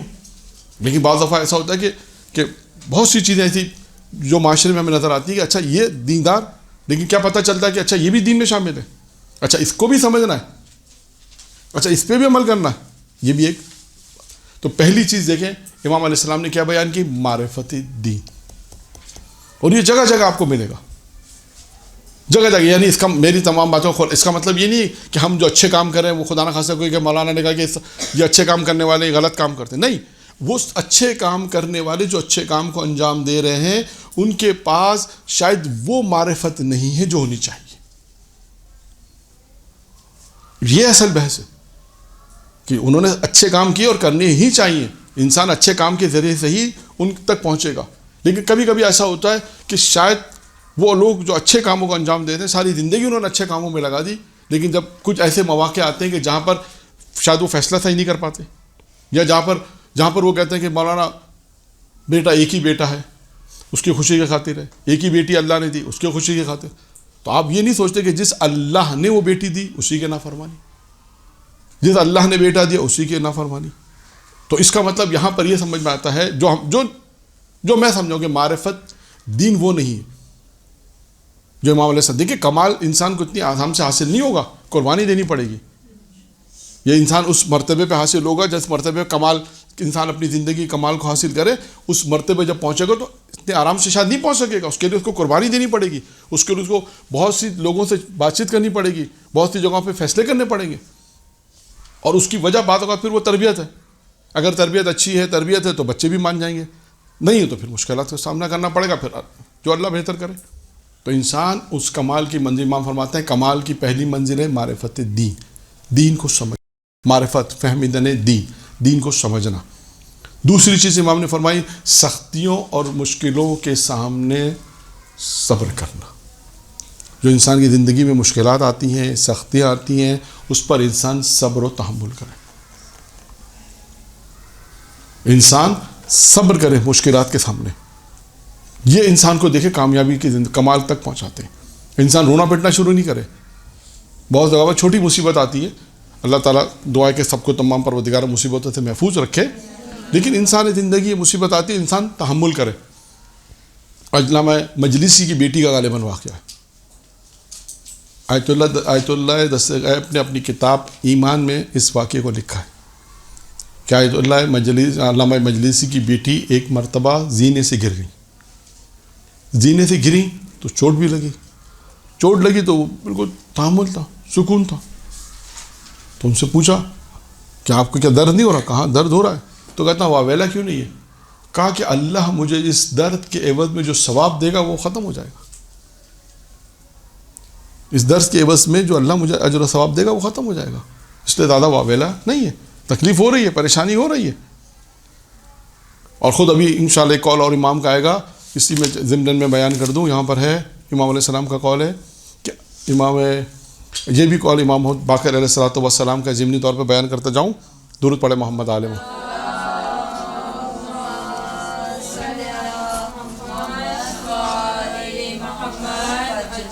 کہ حسن بصری راوی ہے, حسن بصری راوی, اور وہ یہ فرماتے ہیں کہ امام علیہ السلام نے فرمایا کیا میں تمہیں ایسی باتوں سے آگاہ نہ کروں.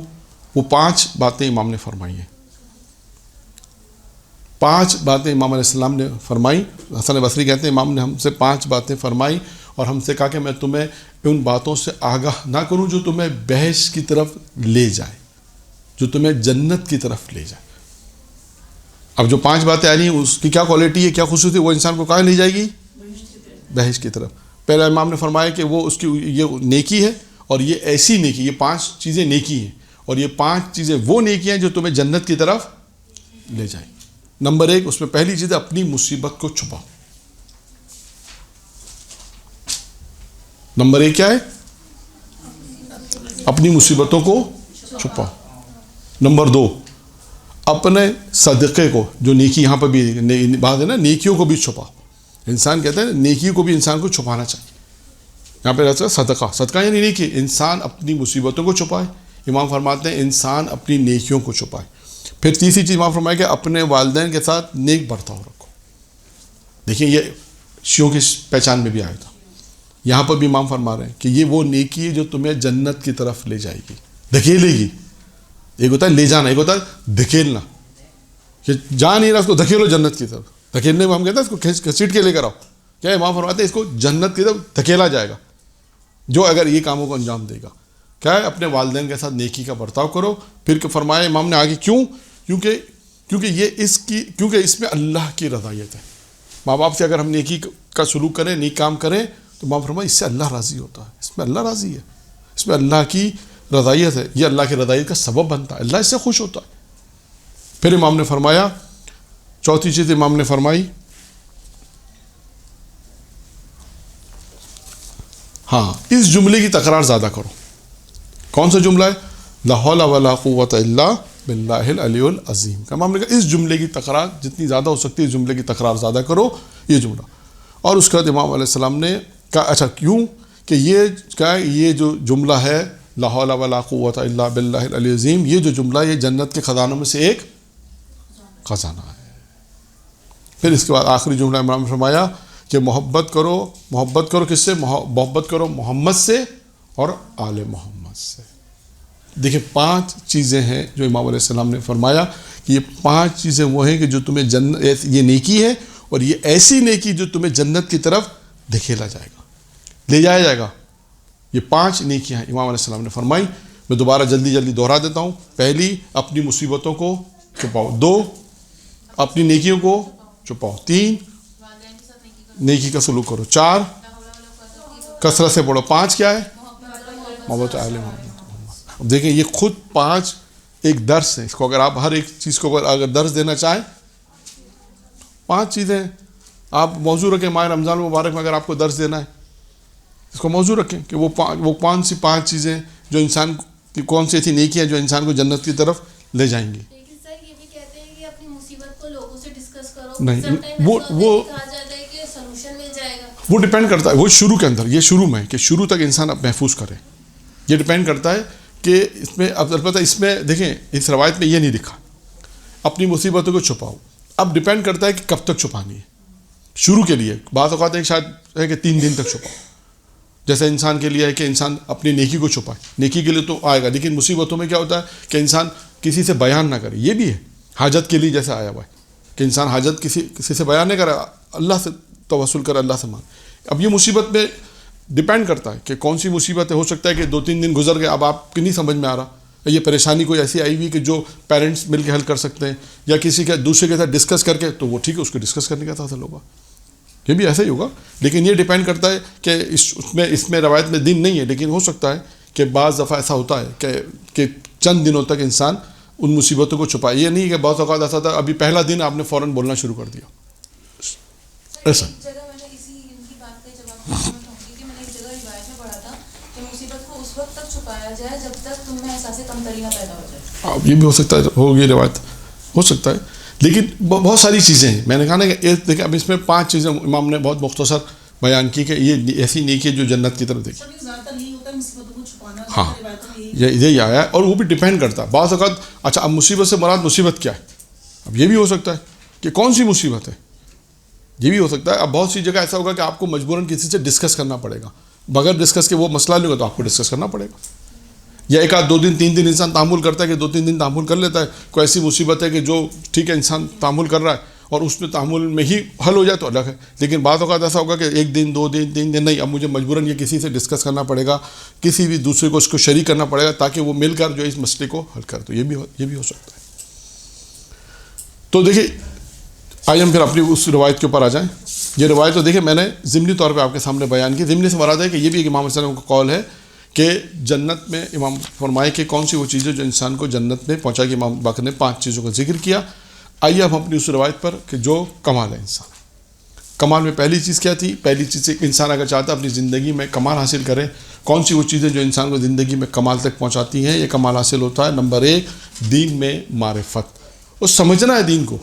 اس کی میں نے توضیح آپ کے سامنے کافی بیان کی، میرا خیال ہے 10-12 منٹ تک میں نے اس کی، اور آپ کو مثالیں بھی دے دی ہیں، اس کی اور بھی مثالیں ملیں گی، آپ خود دیکھیے گا اپنی پریکٹیکل زندگی میں کہ کہاں پر لوگ دین کو پڑھ رہے ہیں اور کہاں پہ لوگ دین کو سمجھ رہے ہیں اور کہاں پہ لوگوں کو دین کی معرفت ہے۔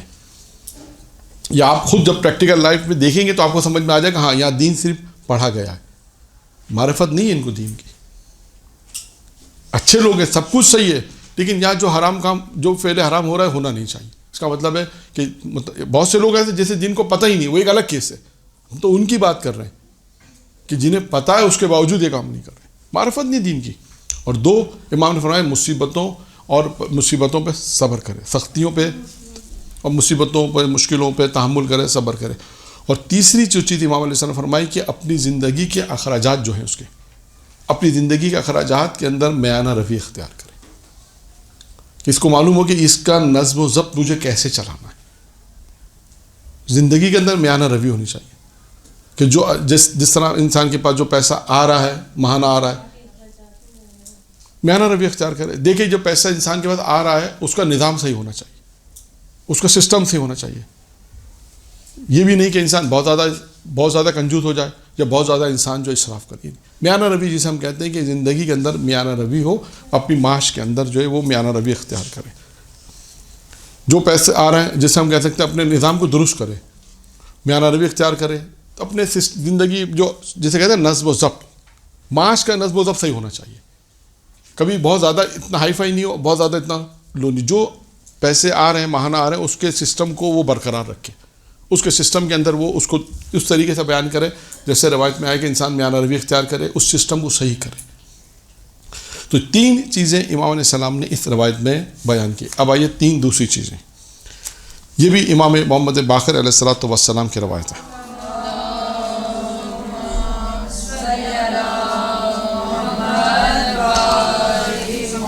کہ امام علیہ السلام نے فرمایا اللہ نے 3 چیزوں کو 3 چیزوں میں رکھا.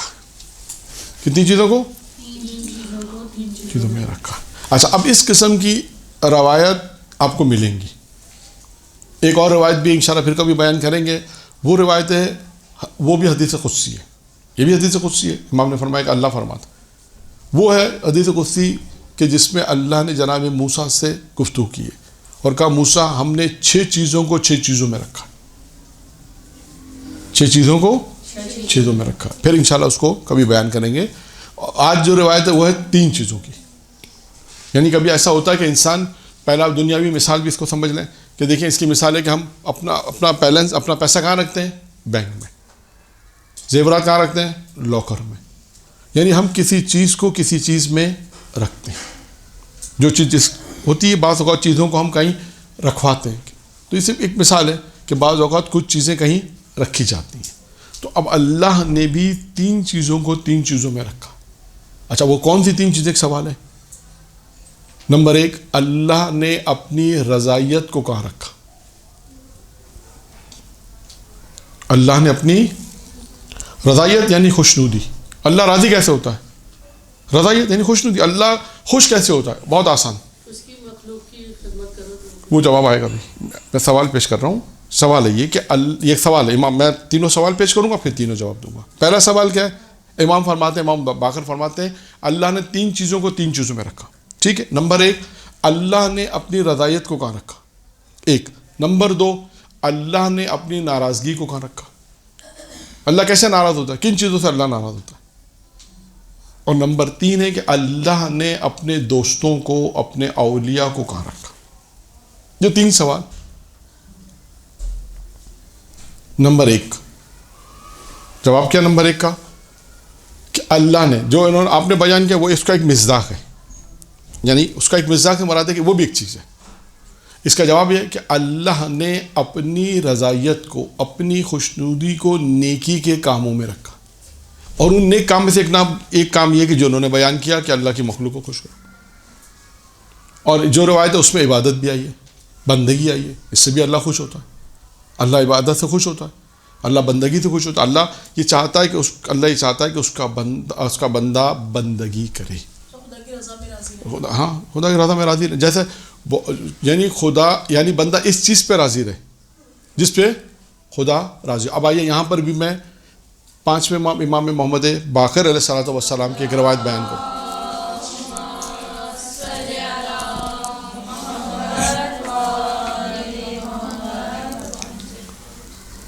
وہ کون سی روایت ہے کہ جب 5ویں امام کس کی عیادت کے لیے گئے؟ جابر کی. سنا ہے آپ نے واقعہ؟ جب جابر کی عیادت کے لیے گئے, جابر وہ ہیں جنہوں نے پیغمبر سے لے کر 5ویں امام تک یعنی کتنے 7 معصوم ہو گئے. 5 امام 2 معصوم, یعنی وہ جابر وہ جنہوں نے 7 معصوموں کا دور دیکھا. 5ویں امام کو کہا تھا نا, پیغمبر نے کہا تھا جابر سے, جابر تم میرے 5ویں بیٹوں سے ملو گے, اس کو میرا کیا کہنا؟ سلام کہنا. جب جابر کی عیادت کے لیے 5ویں امام آتے ہیں اور پوچھتے ہیں تمہاری طبیعت کیسی ہے, جب پوچھتے ہیں حوال پرسی پوچھتے ہیں تو جابر کیا جواب دیتے ہیں؟ جابر کہتے ہیں کہ مولا میں زندگی کو, موت کو زیادہ ترجیح دیتا ہوں زندگی پہ. میں بیماری کو زیادہ ترجیح دیتا ہوں کس پر؟ صحت پر. اور میں فخر کو زیادہ ترجیح دیتا ہوں کس پر؟ دولت پر. 3 چیزیں جابر نے بیان کی. 3 چیزیں جابر نے بیان کی. کہا میں موت کو ترجیح دیتا ہوں زندگی پر, بیماری کو ترجیح دیتا ہوں صحت پر, اور فقر کو ترجیح دیتا ہوں موت پر. اب سنیے پانچویں امام کا جواب. پانچویں امام نے کیا جواب دیے؟ یہ دیکھیں, یہ ہے امامت. پانچویں امام نے کہا, اے جابر تم نے تو بیان کر دیا کہ ہم امام جو ہیں وہ اللہ کی رضا پر راضی رہتے ہیں. اگر اللہ ہمیں دولت دے تو ہم راضی, اللہ ہمیں دولت نہ دے تو ہم راضی. اگر اللہ ہمیں بیمار رکھے تو ہم راضی, اللہ ہمیں صحت دے تو ہم راضی. اللہ ہمیں زندگی دے تو راضی, اللہ ہمیں اگر موت دے تو ہم راضی. یعنی امام علیہ السلام نے ایک معیار دیا کہ اللہ کی رضایت سب سے مہم چیز ہے. اور اس کا اجر و ثواب خود پھر پیغمبر کی روایت ہے کہ مرنے کے بعد جو اللہ کی رضا پہ راضی رہتے ہیں پھر ان کے پروردگار عالم انہیں کیا اجر و ثواب دے گا, وہ ایک الگ پیغمبر کی روایت ہے. اس کو پھر انشاءاللہ بیان کریں گے کہ اس کا اجر و ثواب کتنا ہے. یعنی انسان اگر صرف اسی طرح زندگی بسر کر لے کہ میں کہے پروردگار میں کچھ نہیں, جو تو جیسے چاہ, میں پھر کہہ رہا ہوں کہ ہو سکتا ہے یہ مشکل ہے, لیکن اگر انسان ایسا چاہے گا تو اس کو مرنے کے بعد بہت اجر و ثواب ملے گا. کہ ہو سکتا ہے زندگی میں مشکل حالات میں رہ رہا ہے. یہاں پر چلیں اور قصہ میں آپ کو سنا دوں. جناب داؤد نے پروردگار سے سوال پوچھا کہ میرا جنت میں پڑوسی کون ہے, جنت میں میرا پڑوسی کون ہے. تو کیا کہا, فلاں شہر میں جاؤ, فلاں خاتون ہے جو جنت میں تمہاری پڑوسن ہے. سنا ہوا کیا آپ نے؟ تو اس کا کیا تھا, اس نے کیا کہا ہے کیا اس میں؟ تو سب نے کہا سمنا واقعہ سنا ہوئے تو تھا کیا اس میں, یہ تو بتا. نہیں وہ واقعہ نہیں بہت زیادہ گنہگار تھی. نہیں وہ ایک مرد والا واقعہ تھا نا جو لکڑیاں کاٹ. نہیں جی میں تو بتاؤں گا, لیکن سب نے ایسے ہلایا تھا نا, تو میں کہا تھا سب نے سر ہلایا تو ہو سکتا سنا ہوا تو میں پوچھ لوں کیا ہے. جی وہ الگ ہے, وہ بھی ہے, وہ الگ ہے. وہ عیسیٰ, جناب عیسیٰ کا ہے, وہ جناب عیسیٰ کا ہے.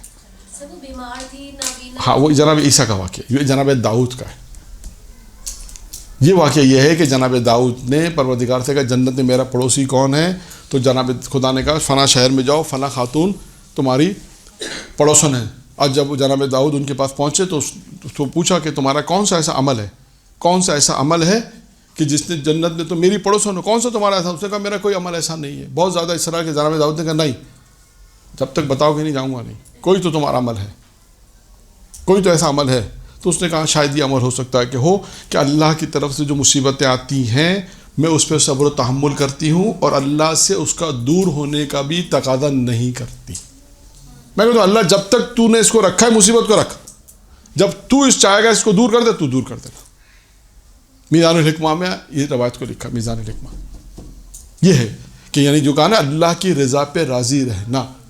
دیکھیں میں نے کہا نا کہ خدا نخواستہ فرض کرنا اللہ کی رضا یہ دی کہ انسان 2 سال بیمار رہے, فرض کر لیتے ہیں, لیکن کیا بندہ اس پہ راضی ہوگا؟ شاید راضی نہیں ہوگا. کہے گا اللہ میں مجھے جلدی صحت دے بھائی, مجھے بیمار نہیں رہنا. لیکن شاید کوئی خدا کا بندہ جیسا تو چاہتا ہے ٹھیک ہے تیری رضایت پہ میں راضی ہوں, تو پھر اس کا اجر و ثواب بھی بہت زیادہ ہے. اس کا دیکھیں نا, اس نے کہا جناب داؤد نے کہا اس سے یہ تیرا عمل ہے جو جنت میں میرا پڑوسی بنایا. یہ عمل ہے تمہارا کہ جس نے جنت نے میرا پڑوسی تم کو بنایا, کہ اللہ کی طرف سے آنے والی پریشانیاں, اللہ کی طرف سے آنے والی مشکلات جو ہیں جو آ رہی ہیں, ایک تو انسان اس پہ تحمل کرتا ہے, کیا خدا میں تحمل کر رہا ہوں, ایک تو یہ, اور خدا ہم کیا دعا کرتے ہیں, خدا بندہ پروردگار اس کو جلد سے جلد ہم سے دور کر دے. وہ کہتی ہے نہیں, پر وہ کہتی جناب داؤد سے کہتی میں یہ دعا بھی نہیں کرتی, میں کہتی ہوں خدا تو جب چاہے جب اس کو دور کر دے. ہاں مجھ سے مانگو, لیکن خدا نے یہ بھی تو ہے کہ ہم یہ بھی دیکھیں فرق ہے دونوں میں. ہم خدا نے یہ کہا ہے کہ مجھ سے مانگو, کیا مانگو؟ دعا مانگو. دعا میں کیا مانگو؟ سوال یہ ہے نا دعا میں کیا مانگو. ایک دفعہ مراتب بھی ہے نا, انسانی زندگی کے کمال کے مراتب بھی ہیں کہ انسان دعا مانگ رہا ہے ٹھیک ہے مجھے یہ چاہیے بہتر ہے, اور آپ یہ بھی ہے کہ آپ دیکھیں انسان بعض اوقات دعا مانگتا ہے لیکن اللہ اس کو قبول نہیں کرتا, کیونکہ اللہ اس کی مصلحت نہیں سمجھتا. یا اس کی بھی روایت ہے کہ دعا قبول نہیں ہوتی, اس کی کیا اسباب ہیں, اس کے وہ بھی اپنے مقام پر ہے کہ اس کا اجر و ثواب کیا ملے گا وہ الگ ہے. لیکن مصلحتاً اچھا کبھی ایسا بھی ہوتا ہے, آپ کے ساتھ بھی ہوا ہوگا کہ کبھی دعا قبول نہیں ہو رہی, 1 سال بعد 2 سال بعد جب آپ کو اس کا نتیجہ پتہ چلتا ہے آپ کہتے ہیں شکر ہے پروردگار اچھا وہ قبول نہیں ہوئی. کیوں؟ پتہ یہ مصیبت آ جاتی, ہم کو تو علم غیب نہیں ہے, لیکن کیا ہوتا ہے خود انسان کہتا ہے ہاں اچھا وہ دعا قبول نہیں, 2 سال پہلے اگر قبول ہو جاتی تو میں پھنس جاتا. 6 مہینے بعد اگر پتہ چلتا ہے 6 مہینے بعد سال بھر تو کہتا ہے کیوں کہ وہ 2 سال تک انسان دعا مانگ رہا تھا, 6 ماہ تک دعا مانگ رہا تھا, لیکن جب اس کا نتیجہ پتہ چلتا ہے تو وہ خود کہتا ہے ہاں اچھا ہوا, یہ کام نہیں ہوا. کیوں؟ اس وقت اس سے علم نہیں تھا. جب بعد میں علم ہوا کسی بھی مصلحت کے تحت تو یہ الگ چیز ہے. لیکن ایک ہے کہ اللہ کی رضا پہ راضی رہنا, یہ خود ایک موضوع ہے. رضائی پروردگار جیسا خدا چاہے, جیسا خدا چاہیے, خود ایک میں نے عرض کیا, اور اس کا اجر و ثواب اپنے مقام پر. جو ساری روایتوں کی امام باقر کی میں نے آپ کے سامنے عرض کی. تو اب آئیے ہم پہلے اس نقطے پر پہنچے کہ پہلی چیز اللہ نے, امام باقر نے کہا پہلی چیز اللہ کی رضائیت ہے. اللہ نے اپنی خوشنودی کو کہاں رکھا ہے؟ نیکی کے کاموں میں. یعنی اس کا مطلب ہے کہ کوئی بھی نیک کام کو حقیر نہ سمجھے. ہو سکتا ہے کہ جس چھوٹے نیکی کے کسی چھوٹے کام کو حقیر سمجھے, ہو سکتا ہے یہی چھوٹا نیک کام اللہ کی رضایت کا سبب بن جائے. یعنی نیک کام اللہ کی رضایت کا سبب ہے. اب چھوٹا بڑا نہیں ہے اس میں.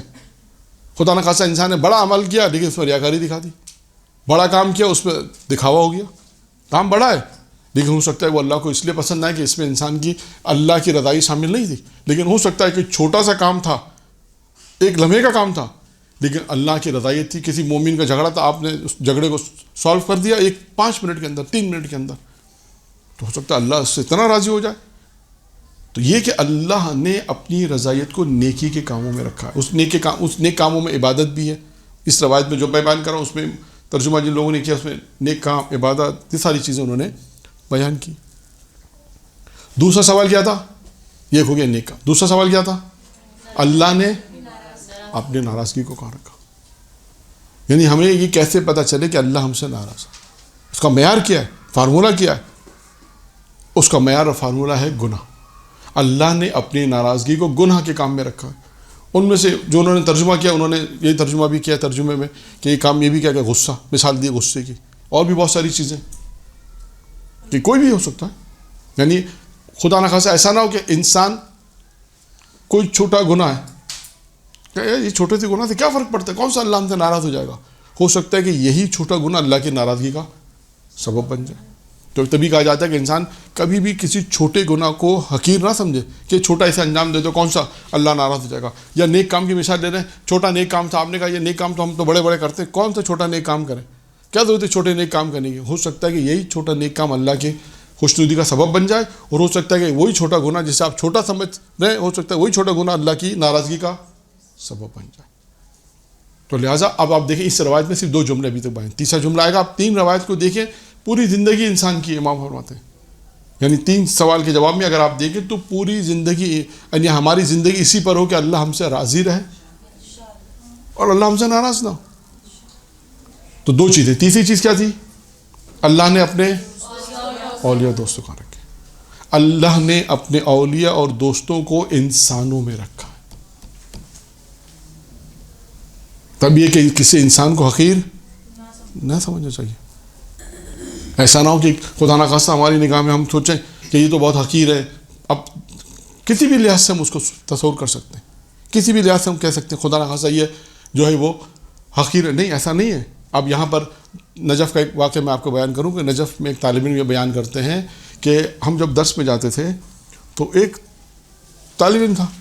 اب لوگ سب اس کو کہتے تھے پاگل, کہتے تھے سب اس کو پاگل کہتے, پاگل ہے پاگل ہے. اب کس وجہ سے کہتے تھے نہیں لکھا کتاب میں, وہ شہرت پالی اس نے پاگل. وہ اللہ بہتر جانے کیا وجہ ہوگی, لیکن لوگ اسے پاگل کہتے تھے. وہ طالب علم کہتا ہے کہ ایک دفعہ میں جلدی میں تھا اور میں درس میں بغیر وضو کے پہنچ گیا. اتنا ٹائم نہیں تھا کہ میں وضو کروں, تو میں بغیر وضو کے جب درس میں پہنچا تو جس سے ہم لوگ پاگل کہتے تھے ایک مرتبہ میری طرف دیکھ کے کہنے لگا کہ آج درس میں بغیر وضو کے آئے ہو. یہ جس سے ہم خدا نخواستہ جسے ہم حقیر سمجھ رہے تھے, اللہ کے نزدیک اس کا مقام کتنا تھا. تبھی کہا جاتا ہے کسی کو انسان حقیر نہ سمجھے کسی بھی لحاظ سے. میں مثالیں اس کی نہیں دے رہا کہ کس جہیز سے ہم سمجھتے ہیں, وہ میں اب مثالیں نہیں دے رہا, ورنہ بہت جہیز ہیں ہمارے معاشرے میں بھی ان کو چھوڑتے ہوئے. لیکن کیا ہے کہ انسان کسی کو حقیر نہ سمجھے. ہو سکتا ہے خدا نخواستہ جس کو اپنے حقیر سمجھا ہو سکتا ہے وہ اللہ کا اولیاء بندہ ہو, دوست بندہ ہو. تو لہٰذا اللہ نے اپنے دوستوں کو انسانوں میں رکھا ہے. یہ امام محمد باقر علیہ السلام کی ایک روایت تھی.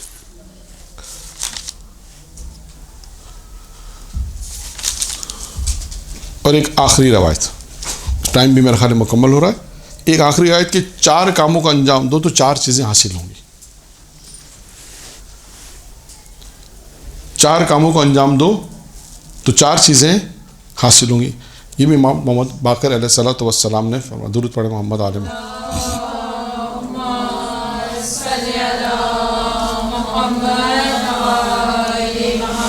امام فرماتے ہیں جو سچ بولے گا اس کا عمل پاک و پاکیزہ ہوگا. جو سچ بولے گا اس کا عمل پاک و پاکیزہ ہوگا. 1 نمبر 2 جس کی نیت اچھی ہوگی اس کی روزی میں اضافہ ہوگا. نمبر 1 جو سچ بولے گا اس کا عمل پاک و پاکیزہ ہوگا. 2 جس کی نیت اچھی ہوگی اس کی رزق و روزی میں اضافہ ہوگا. نمبر 3 جو کوئی بھی اپنے اہل و عیال کے ساتھ اچھے اخلاق سے پیش آئے گا, اچھے اخلاق سے گفتگو کرے گا, امام فرماتے ہیں یہ اس کا کام, یہ جو اس کا عمل ہے یہ نیکی میں شمار ہوگا. یہ جو اس کا عمل ہے جو اپنے اہل و عیال کے ساتھ اچھے اخلاق سے پیش آئے گا, امام فرماتے ہیں کہ یہ اس کا عمل نیک شمار ہوگا. اور اس کے بعد امام نے فرمایا کہ یہ نیکی شمار ہوگا اور اس کی زندگی میں اضافہ ہوگا. 2 چیزیں ہوں گی, یعنی اپنے پیرنٹس کے ساتھ اہل و عیال کے ساتھ انسان اچھے اخلاق سے پیش آنے کے 2 فائدے امام نے بیان کیے. ایک تو یہ نیکی شمار ہوگی اور ایک اس کی زندگی میں اضافہ ہوگا. پھر چوتھی اور آخری چیز امام نے فرمائی کہ کوئی شخص بھی عالم نہیں بن سکتا, کوئی بندہ بھی کوئی شخص بھی عالم اس وقت تک عالم نہیں بن سکتا جب تک وہ 2 کاموں کو انجام نہ دے. یعنی 2 کاموں سے پرہیز کرے. 2 کاموں سے پرہیز کرے. اگر کسی نے یہ 2 کام انجام دیے تو وہ عالم نہیں بن سکتا. نمبر 1 کیا کرنا ہے کہ جو اپنے سے مافوق جو بالاتر ہیں ان سے حسد نہ کرے. تو امام فرماتے ہیں کہ جو ان سے بالاتر ہیں, مافوق ہیں, بالاتر ہیں, اوپر ہیں, اگر کسی کو عالم بننا ہے تو ان چیزوں کو چھوڑنا پڑے گا. کہ عالم نہیں بن سکتا اس وقت تک جب تک وہ اس پہلی چیز کو جب تک نہ چھوڑے. وہ کیا ہے کہ جو اپنے سے مافوق اور بالاتر ہیں, جو ان سے اوپر ہیں, رتبے میں اوپر ہیں کسی چیز میں, ان سے حسد نہ کرے. اور نمبر 2 دوسرا کام کیا کرے, جو ان کے ماتحت ہیں, نیچے ہیں, جو ان سے نیچے ہیں ان کو حقیر نہ سمجھے. 2 کام یہ انجام اگر جو شخص دے گا, اگر یہ 2 کام انجام نہ دو تو امام فرماتے ہیں وہ شخص پھر عالم بنے گا. یعنی عالم بن نہیں سکتا. اگر کسی کو عالم بننا ہے تو وہ ان 2 کاموں کو انجام نہیں دے گا. یعنی جو اس سے بالاتر ہیں, مافوق ہیں, بڑے لوگ ہیں, یعنی علم رتبے میں بڑے ہیں, تو ان سے حسد نہ کرے. اور جو ان سے رتبے میں نیچے ہیں, جو ان کے ماتحت نیچے ہیں, جو ان سے رتبے میں نیچے ہیں یا ان کے جیسے ہم کہتے ہیں کہ رتبے میں نیچے ہیں مثلا, تو کیا کہ ان کے ساتھ ان کو حقیر نہ سمجھے, ان کو چھوٹا نہ سمجھے. تو یہ 4 کام, اور امام علیہ السلام نے فرمایا کہ 4 کاموں کا انجام دو تو تمہیں 4 چیزیں حاصل ہو جائیں گی. نمبر 1 سچ جو بولے گا اس کا عمل پاکیزہ ہوگا, جس کی نیت اچھی ہوگی اس کی روزی میں اضافہ ہوگا, جو کوئی اہل و عیال سے اچھے اخلاق سے پیش آئے گا یہ نیکی شمار ہوگی, اس کی عمر میں اضافہ ہوگا. اور عالم بن نہیں سکتا جب تک 2 کاموں کو انجام نہ دے. اگر عالم بننا ہے تو یہ 2 چیزیں اسے انجام دینی ہوگی. یعنی ان 2 چیزوں کو انجام دے, یعنی پرہیز کرے, یعنی ان چیزوں سے پرہیز کرے گا, ان 2 چیزوں سے پرہیز کرے گا تو عالم بنے. ایک حسد نہ کرے, اپنے مافوق بالاتر سے حسد نہ کرے. دوسرا جو ان کے نیچے ہیں ان کو حقیر نہ سمجھے, تو انسان پھر عالم بنے گا. درود پڑھیں محمد و آل محمد.